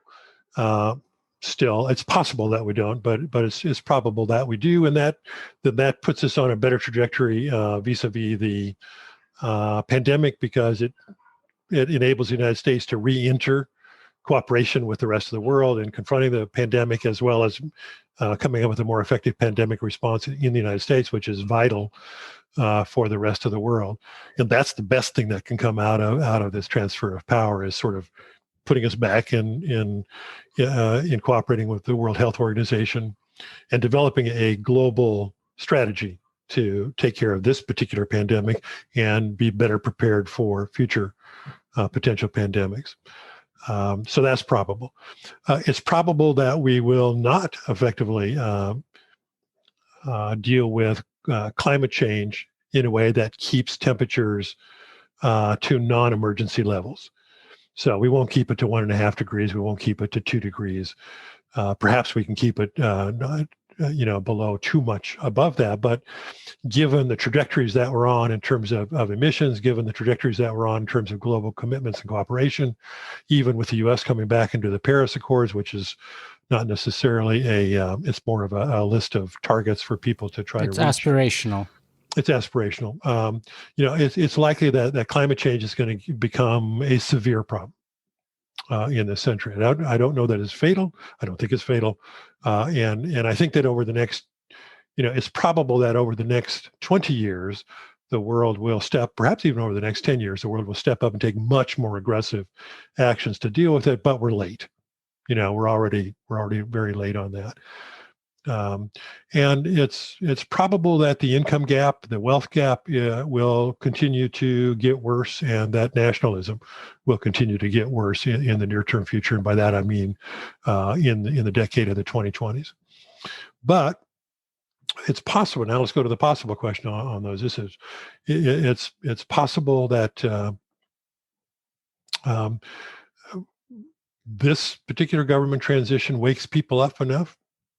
It's kind of an outside possibility, but wakes people up enough in the U.S. and has a ripple effect on the world that we say, we really do need to step back and look at these significant problems, global warming and pandemics, and if we want to add in nuclear proliferation and income inequality, and do something more aggressive about them. That's a possibility.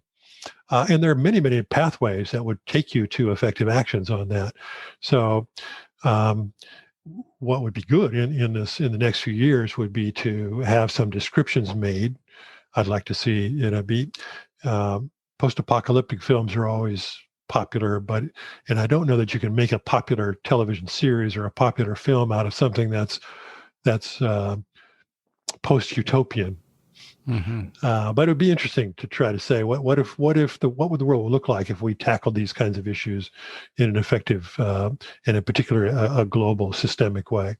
So that's the possible side. What we really need at this time is a global vision. I tell the story some. It's actually the lead tweet on my my whatever they call that tweet that you have at the top of your Twitter feed. And I wrote about this at futurist.com in the last year. 1984. Barbara Marx Hubbard, one of the great futurists in my opinion, and very much a visionary futurist. She was all about global vision, global evolution, and the fact that it was not only desirable, but in her opinion, kind of inevitable that we would eventually spiral up to a higher level of consciousness and a higher level of development. Well, anyway, in 1984, she, long story about it, but she ran for vice president on the Democratic ticket. That is to say, she ran in the primaries, running for vice president, which is not something that you do in the primaries, but it turned out that it was legally possible to do that. And I got involved in that campaign and was the chair of here in the state of Washington for a while. And so I helped work on that campaign. And eventually she got nominated at the Democratic Convention in 1984. But the platform she ran on was to turn the office of the vice president in the United States into an office for the future, to create an office for the future. Kim Stanley Robinson, who you've probably interviewed as well, his most Not recent yet, book unfortunately. is oh, you haven't? Oh, you've got to get him. I might be able to help you with that, but yeah, seriously, I probably can. But his most recent book is Ministry for the Future, which is a new UN type sub-agency designed to help helps humanity better prepare for the future. Well, Barbara's platform was to create an office for the future within and run by the office of the vice president. And it's a fantastic vision. It should be done. And her concept was the president is in charge of the war room. When something bad happens in the world, the president and his people or her people, they go into the war room and they have all the information flowing in from all over the world, from the intelligence agencies and elsewhere, and they decide how to deal with this conflict or this war-like problem. And she said there should be a commensurate office called the Office for the Future, the peace, and the peace room that the vice president in charge. And that room would have intelligence that is collecting all of the breakthroughs that are happening all around the world. The technology breakthroughs, the social breakthroughs, the breakthroughs in how you deal with homeless people, whatever it might be. And that office is constantly collecting all that information. And the vice president is in charge of collating all that information and developing new solutions to world problems. It's very, very, very utopian kind of thinking. One might think it's a little bit anachronistic to think in that way, but that's really what would be a good thing. So that's the preferred future. We ought to have a more effective way of creating images of or visions for the preferred future, whether it's around climate or whether it's around weapons or whether it's around how you deal with income inequality. Here in the States, that would mean, for example, how you actually do solve the problem of homelessness, which is a gigantic problem in this country right now. So my vision would be partly to create that kind of an effort, and then through that effort to create actual visions, and then having identified, for example, how you would deal with income inequality and homelessness, you start implementing solutions. Does that make sense? Does that put it together in the way that you were asking? Totally. And I even watched right before we sat down to do our interview, Barbara's original speech Oh, you at that did, yeah, Democratic yeah, Convention, which is brilliant. And I even tweeted all about it and shared it all over the yeah. place It's really because I brilliant. love It's it. only 10. It's only for those who hear this. It's only 10 minutes long, maybe 12 minutes long, but it's really worth listening to get a sense of what an inspiring vision could sound like, because we don't hear them very often. Okay, Glenn. So I want to bring in technology here. So I want to bring in the possible, probable, and preferred future with respect to technology in general, and perhaps things such as artificial intelligence in particular. But before that, let me just touch on one point of the possible future, because we here in Canada are, to be honest, quite concerned looking down at what's going on with you guys. What's the chance you think that the possible future would involve some kind of a civil war in the United States? It is absolutely a possible future, and the reason is that the polarization has gotten very extreme, as to nobody's surprise, who follows the news, and the U.S., in contrast to most countries, is so heavily armed.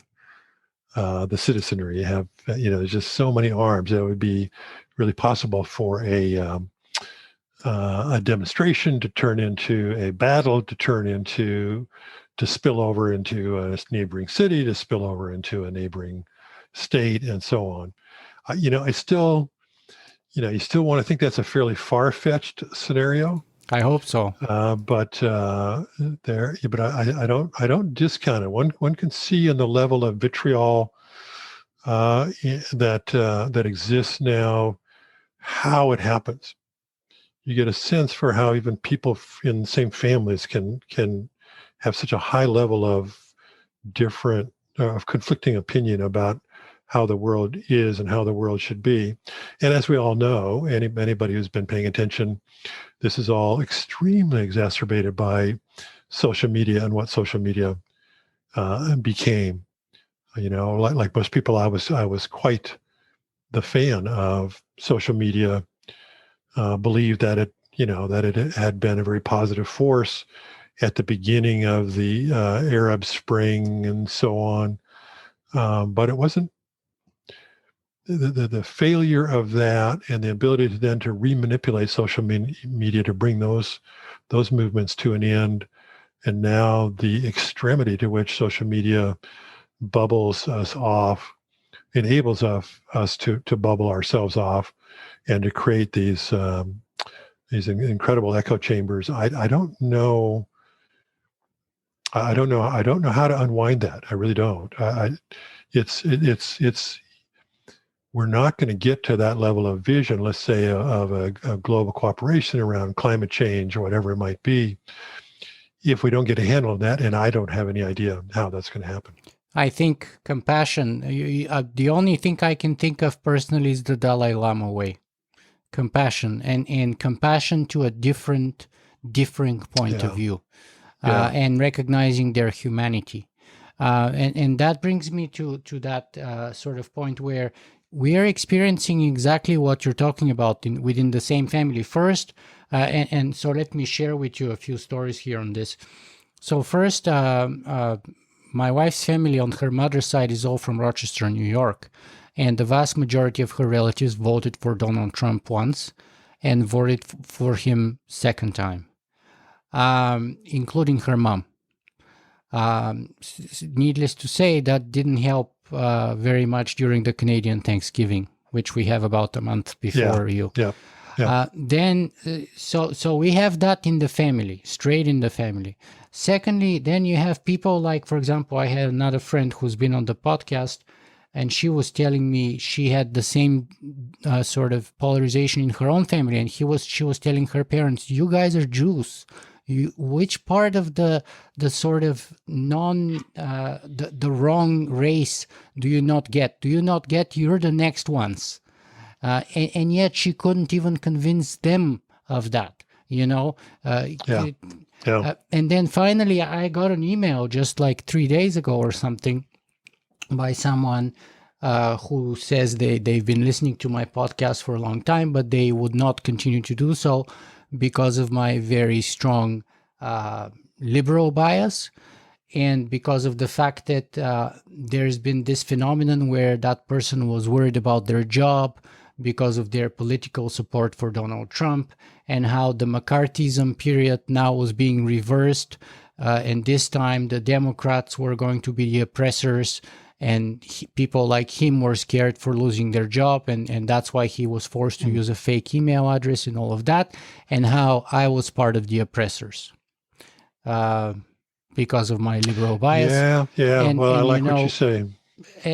So I was even thinking maybe I'll stop down and sort of like make a brief podcast episode on this, because it's an important issue, and it's an issue which would impact on our future probably if we don't bridge that polarization, and it's an issue of ethics, but to me the only way I can think of confronting that issue is compassion, and avoiding righteousness, avoiding superiority, whether of intellectual or moral kind, and being perfectly sort of like present and open and compassion, and then throw in the recipe that we're living in right now is ideal for actual civil war. I think you have a contested election, or at least close election, which has been contested by at least one of the sides.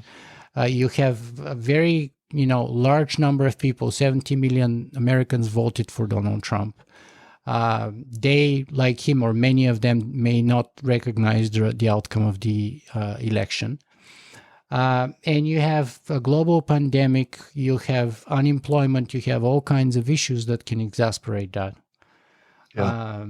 So I just wanted to share that kind of with you. I think I mean we have that in my own family too, man. I don't have living parents, but among siblings, we have one one sibling who is very much a Trumper, and what we've done, and I think all sides of the political spectrum fall into this, and this is why your antidote is so important. The Dalai Lama compassion antidote would be so important, and I'm listening very carefully to what you say,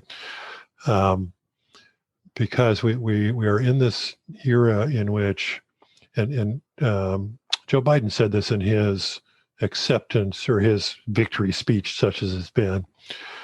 He said we've got to return, and was his language, to a world where we view each other as, I can't remember exactly how he said it. Not blue states and red states, but the United States. Not blue states, red states, but also not as that we view each other as ideological opponents or policy but opponents, not enemies. but not as enemies. Yeah. And that's the key phrase, to view each other not as enemies. And that applies globally. Yeah, absolutely. I mean, if we're gonna get through the great filter, which is just, it's a hard nut for human species to crack. We've got to, have a vision of not viewing each other as enemies, even if we are quite different ideologically and in terms of our policy opinions on what should or shouldn't happen. But that's that's very hard to do. And the ingredients you listed off as precursors or perhaps necessary but not sufficient for a civil war, I would tend to agree with. I hope so. Because I hope we not have, sufficient. Yeah.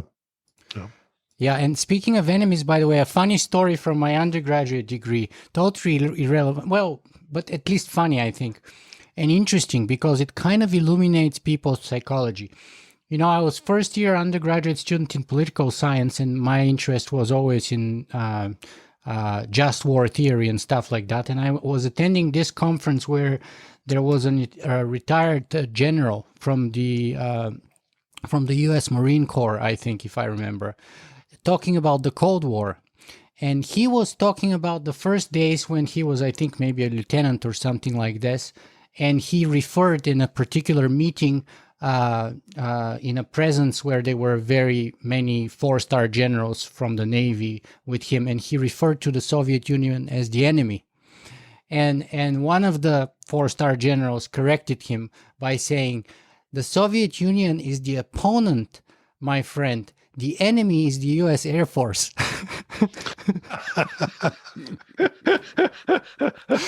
That's good. That's really good.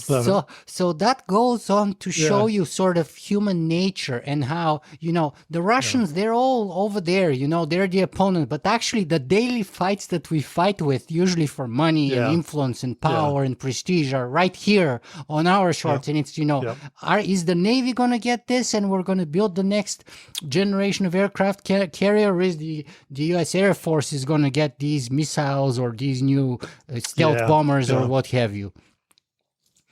So anyway, that kind of hopefully lightens up the mood and enlightens us a little bit about the human psychology. But let's go back to topic here and talk about the technology here. Let's talk about how artificial intelligence will fit into that big complex picture. What would it change? What's the possible, what's the probable, and what's the preferable future of artificial intelligence here? And what's the timeline to those, if you can share with us? Do you go along the Kurzweilian timeline or not? Well, I don't. I think he's too aggressive. I understand the mathematical calculation in terms of comparison to the brains, and those may not be, but whether that translates into human-like or beyond human-like intelligence, I think is still an open question. And we won't know the answer, I suppose, until we get there. I also read some from Rodney Brooks. I don't know if you've had Rodney on the show, and he's a bit more skeptical on how quickly we see general artificial intelligence. The probable is that the capacity of computing and the capacity of computing continues to develop on the curves that it tends to be on. That includes quantum computing, and that enables us to develop something that we label artificial intelligence at the rates somewhat like Kurzweil is talking about. The the possibility is there obviously two possibilities. One, the machines become extremely effective at their specialized tasks, but never really make that breakthrough into a generalized and intelligence that mimics or even could be described as conscious. I think that's one possibility, but the other possibility is that they do, and that they become equal to, then rivals of, and then superior to our own intelligence. And what's the timeline to that you foresee, perhaps? Well, I no, I don't. My own opinion is that we don't see that in this century. I don't. Yeah, but then I'm not immersed in what's happening with current artificial intelligence, nor what's happening with other than at a pretty cursory level with quantum computing. So well, let's put that into the possible future day. Let's say that it's possible I think it's possible that it comes sooner, and I think it's probable that it comes later. But in any case, it comes. In any case, it eventually arrives. Though again, I think whether it really achieves the level of consciousness that Kurzweil originally wrote about when machines become conscious, I that will all depend on the definition of consciousness, I suppose. But I think that could be harder than we know, because there just may be more. There may be more, for lack of a better word, magic inside our neurons and the system that it supports than we're able to ever figure out. But it's possible, and so then the question becomes, I think, what is preferred? And my friend Gerd Leonhard in Europe is the one who's writing about this, technology versus humanity, for example. And the preferable future is one clearly where artificially intelligent machines of various forms and shapes and purposes exist to supplement human intelligence and to offload things that we no longer need or want to do. But that has to be done in such a way, in a preferred future, that there's a reinvention and a rethinking at a very deep level of what is the purpose of being human. What might we do if we don't need to do drudgery task number A or B? Really, what is our fundamental purpose? Is it creating art? Is it helping people at an emotional level that even artificially intelligent machines can't do? What really is the fundamental purpose of being human? And maybe the fundamental purpose of being human is to spread into the solar system, aided by these artificial intelligence that will enable us to do that safely and at proper speeds and so on, that actually make it all feasible. Maybe our purpose is to populate the solar system and then to populate the near reaches of the universe. Maybe we discover that's our purpose, and not machines, but actual us pieces of meat that go do that. To me, that's I'm attracted. I grew up as a kid in the initial space era, so I do get attracted to that kind of future. The world, even though it's full of conflict, the world of the expanse and that kind of thing, where we've developed machines that enable human beings to move quickly about and enable us to expand further into the universe. To me, that's a really intriguing and attractive future. It doesn't happen without an artificially intelligent machines. You got to have really smart machines that can do all kinds of things for you. So hopefully those things can happen together. I don't.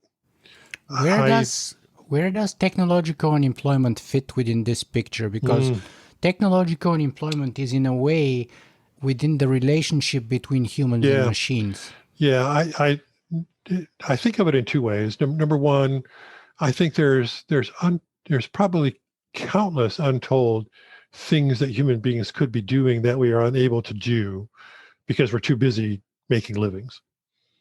So technological unemployment would enable us to discover what those things are.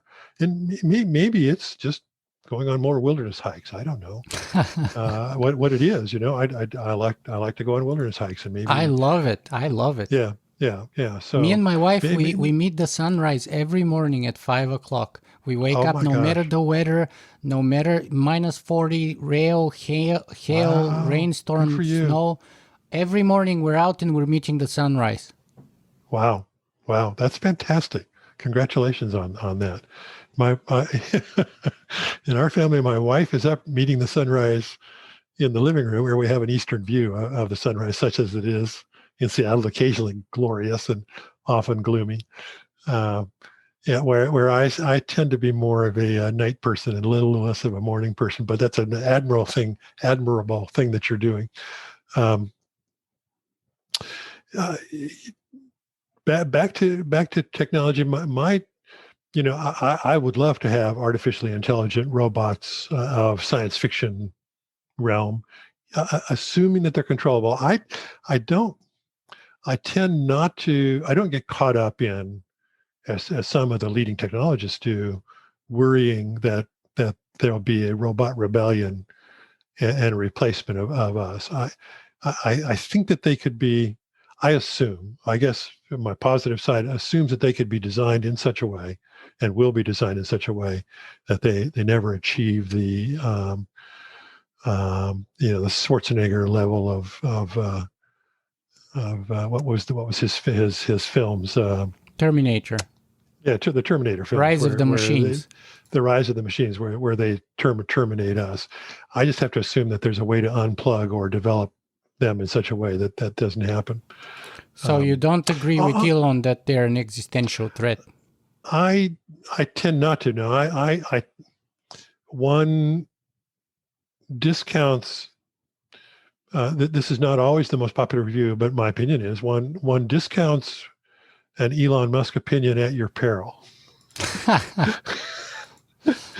because he has tended to be right about many things, not everything. Apparently, not about the pandemic, as far as we can tell.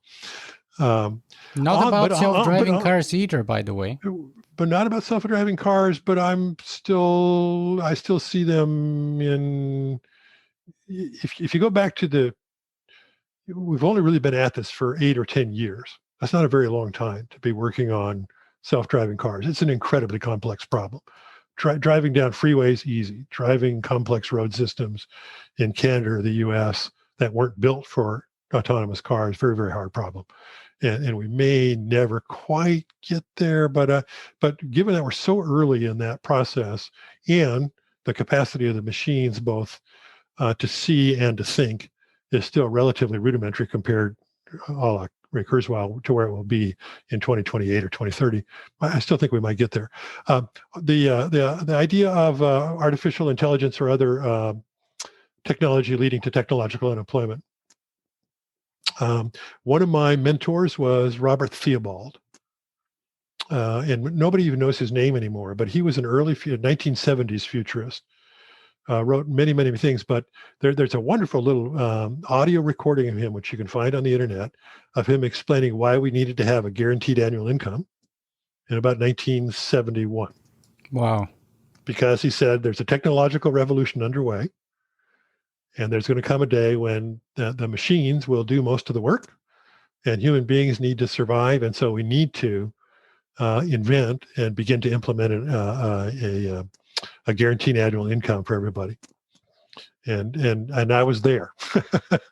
I was a college senior, I suppose, about when he was saying that, and so I've never forgotten that.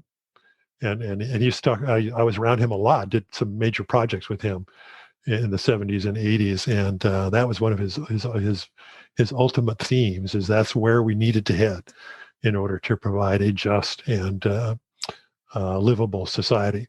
So I don't know that's inevitable, because we're not necessarily smart about these things, but it certainly is a possible future, and it ought to be a preferred future that we figure out how to provide a guaranteed annual income. I can also remember a Nova special or something that Alvin Toffler did in the early days of the industrial robot revolution, and he was in Japan, and he was in a guy who had purchased a painting robot, and the robot could paint all kinds of things. And he said, And his example was the Japanese owner of this robot was on the golf course playing golf all the time, while his robot was painting things. And he said that this is the future. The robots will do the work, we will play, and we have to just figure out how to provide an income to the people that don't own the robots as well. I think that's a preferred future. I do hope we figure that out. And there are some interesting experiments. I understand it. I'm not intimately familiar with them going on around the world, even right now, around guaranteed annual income.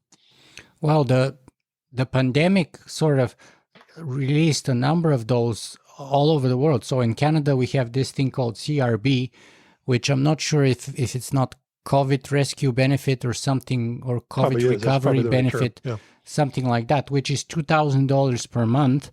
And I think 7 to 8 million Canadians, which out of a population out of, 35, 6 million people, is probably, 18%, something like that. Mm-hmm. I don't know. 20% of Canadians roughly are getting that.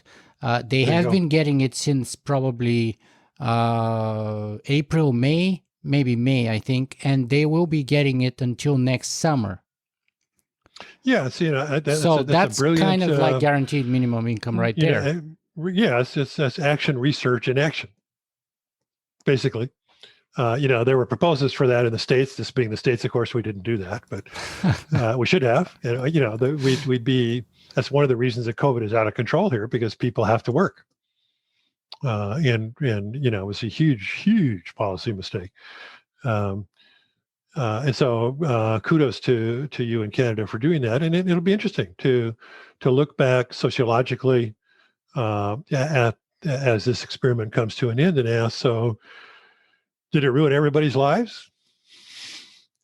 Did they all become hobos? All the arguments against guaranteed annual income.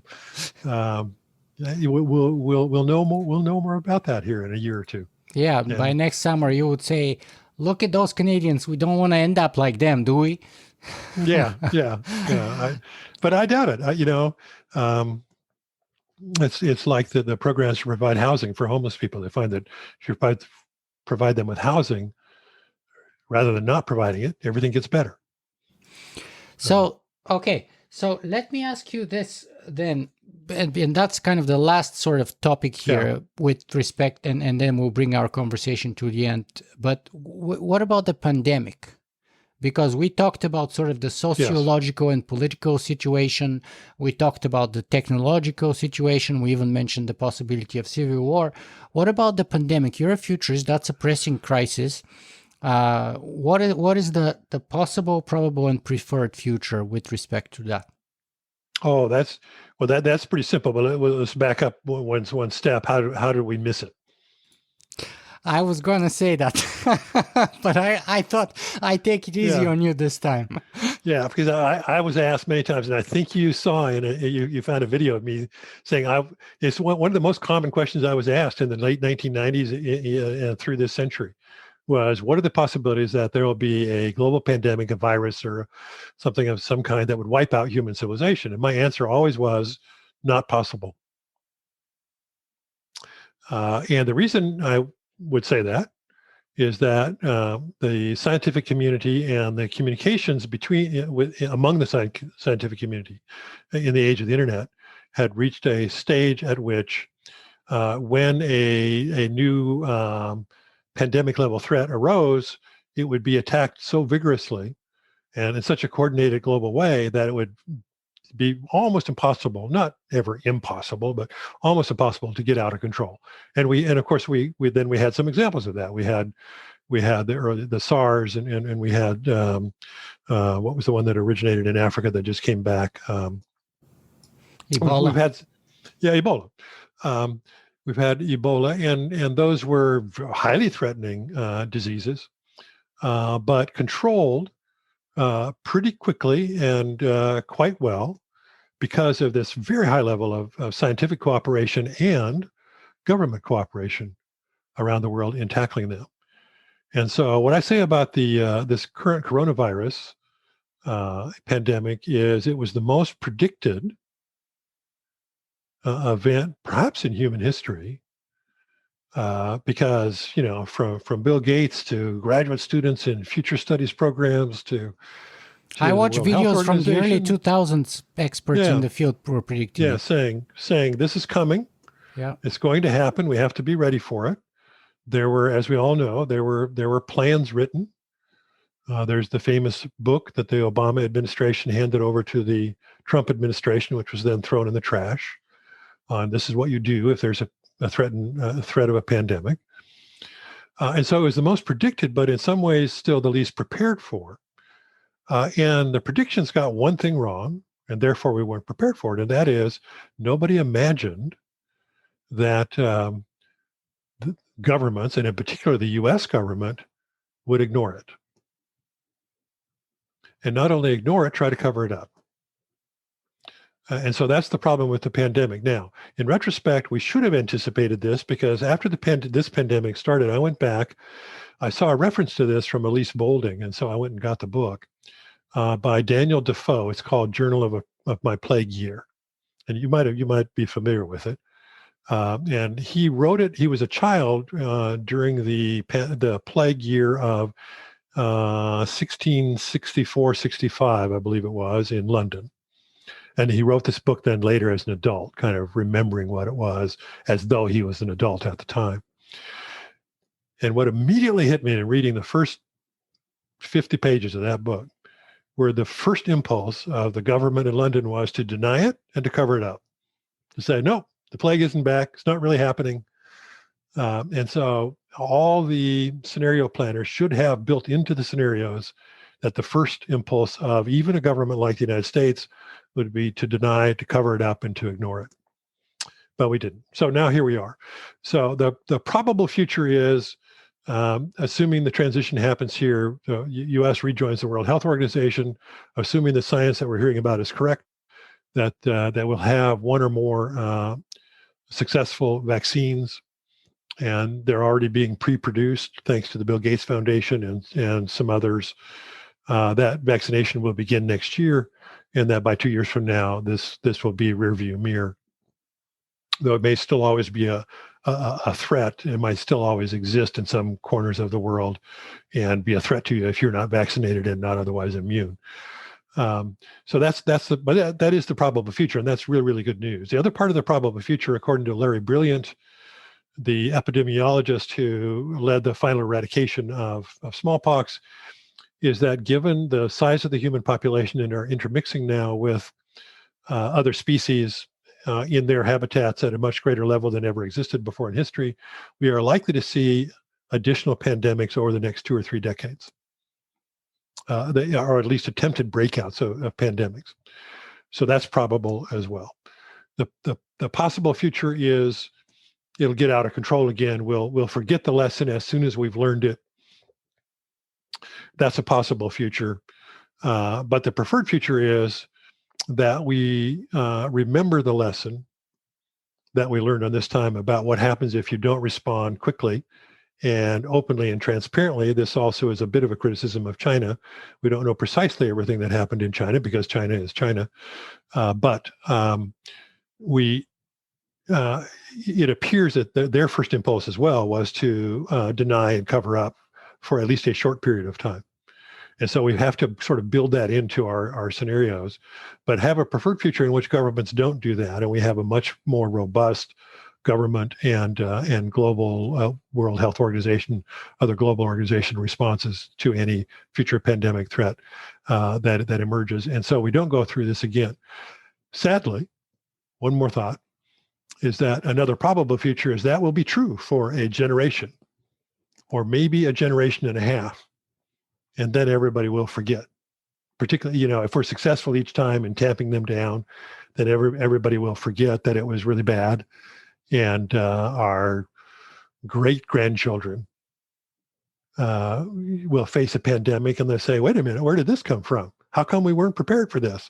Because over generations, we forget the lessons of history, no matter how effectively those histories are written. So that's my thought on the pandemic. Hope that covers it.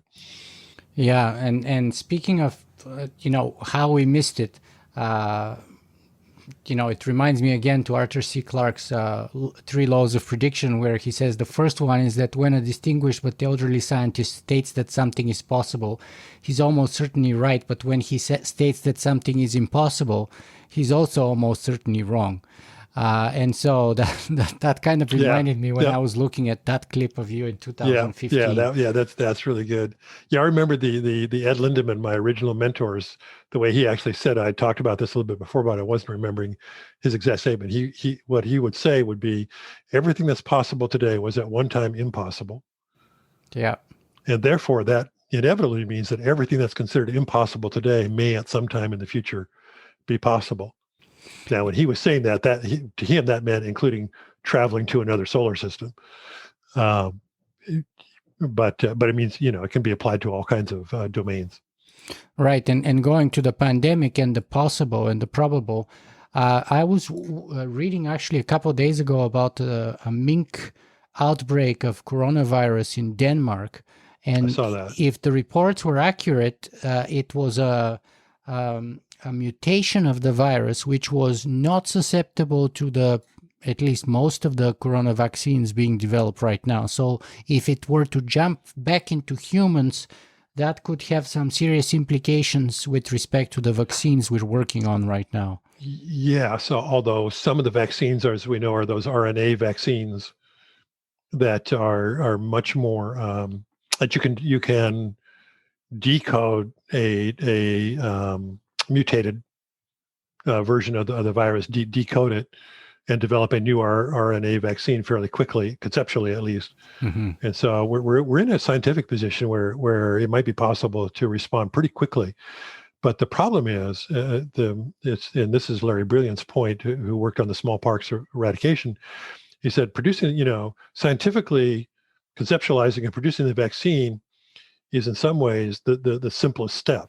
Yeah, it's hard, but it's not the hardest part. That's exactly right. That's a better way to say it. Hard, but not the hardest part. The hardest part is organizing the global system in a cooperative way in the bifurcated, conflicting world that we have, so that you can vaccinate or make safe, 8+ billion people. And that's the challenge. Right, and it's actually not bifurcated anymore, because it was bifurcated in the Cold War. The wrong term. Yeah. Right now it's multi-pronged. Yeah. What's the term for what's the multiple of bifurcated? Whatever that term is. Well, decentralized and more kind of chaotic, if you will. That's why. Well, it's that favorite term of VUCA that a lot of people use. Right. Volatile, uncertain. What's the C? Complex, but also chaotic. Whenever I see that, I think that the word should be chaotic, mm-hmm. And ambiguous. Yeah. That's the world. Right. That we're in. But it's not a good world for dealing with pandemics. Absolutely, but unfortunately, our problems are many and numerous, and we're going to have to figure out how to navigate through them. The pandemic is among the smallest ones of them, perhaps. Yes, I agree. But it's a nice little test case for the number one global problem that you and I talked about earlier in our conversation today, which was to somehow achieve a level of global cooperation to deal with these otherwise large challenges, and that is their prerequisite. And whether that's a new set of institutions, or whether that's better use of the institutions that we have, combined with the compassion that you talked about from the Dalai Lama, that's the game. That's the ball game in the 21st century. Yeah, in a way, it's like a general rehearsal, if you will, because it could have been a lot worse. Our future problems would be a lot bigger and a lot worse. Yes. And so this is like a general rehearsal. And if we fail the rehearsal, then kind of forget about the bigger issues, the actual performance. But if we succeed here, we can learn even from our mistakes, and then we can have better chance to resolve the bigger issues. Absolutely. Glenn, we've been talking for over 2 hours, so unfortunately I can talk to you forever. But let me ask you this: where can people find more about you and your work for anyone who wants to follow you more closely? It's very simple. Futurist.com. Futurist.com. Futurist.com. Just come to futurist.com. From there they can track me. They can find me on social media under my name and all the various social media platforms. But the best place is to come to futurist.com. Is the best place to contact me. And what's the best way? And what's the best way to send people off then? What's the one perhaps most important single message that you want to send us away with? So if I had a final message, which I share with all kinds of audiences and clients that I've worked with over the years, is this: the future is not something that just happens to us. The future is something that we do. There are things that happen in the world and in the future that we have no control over and that we have to adjust to. But to a very large degree, we do make choices that create the future based on our images. So the question is, what's that image? The future is not something that just happens to us. It's something that we do. So ultimately, the question is, what future do we want? That's the message. Wow, I love that. Glen Hiemstra, thank you so much for being with us today. You're welcome. Thank you. Great conversation. Appreciate everything that you're doing. These are really great conversations that you've done. Thank you very much.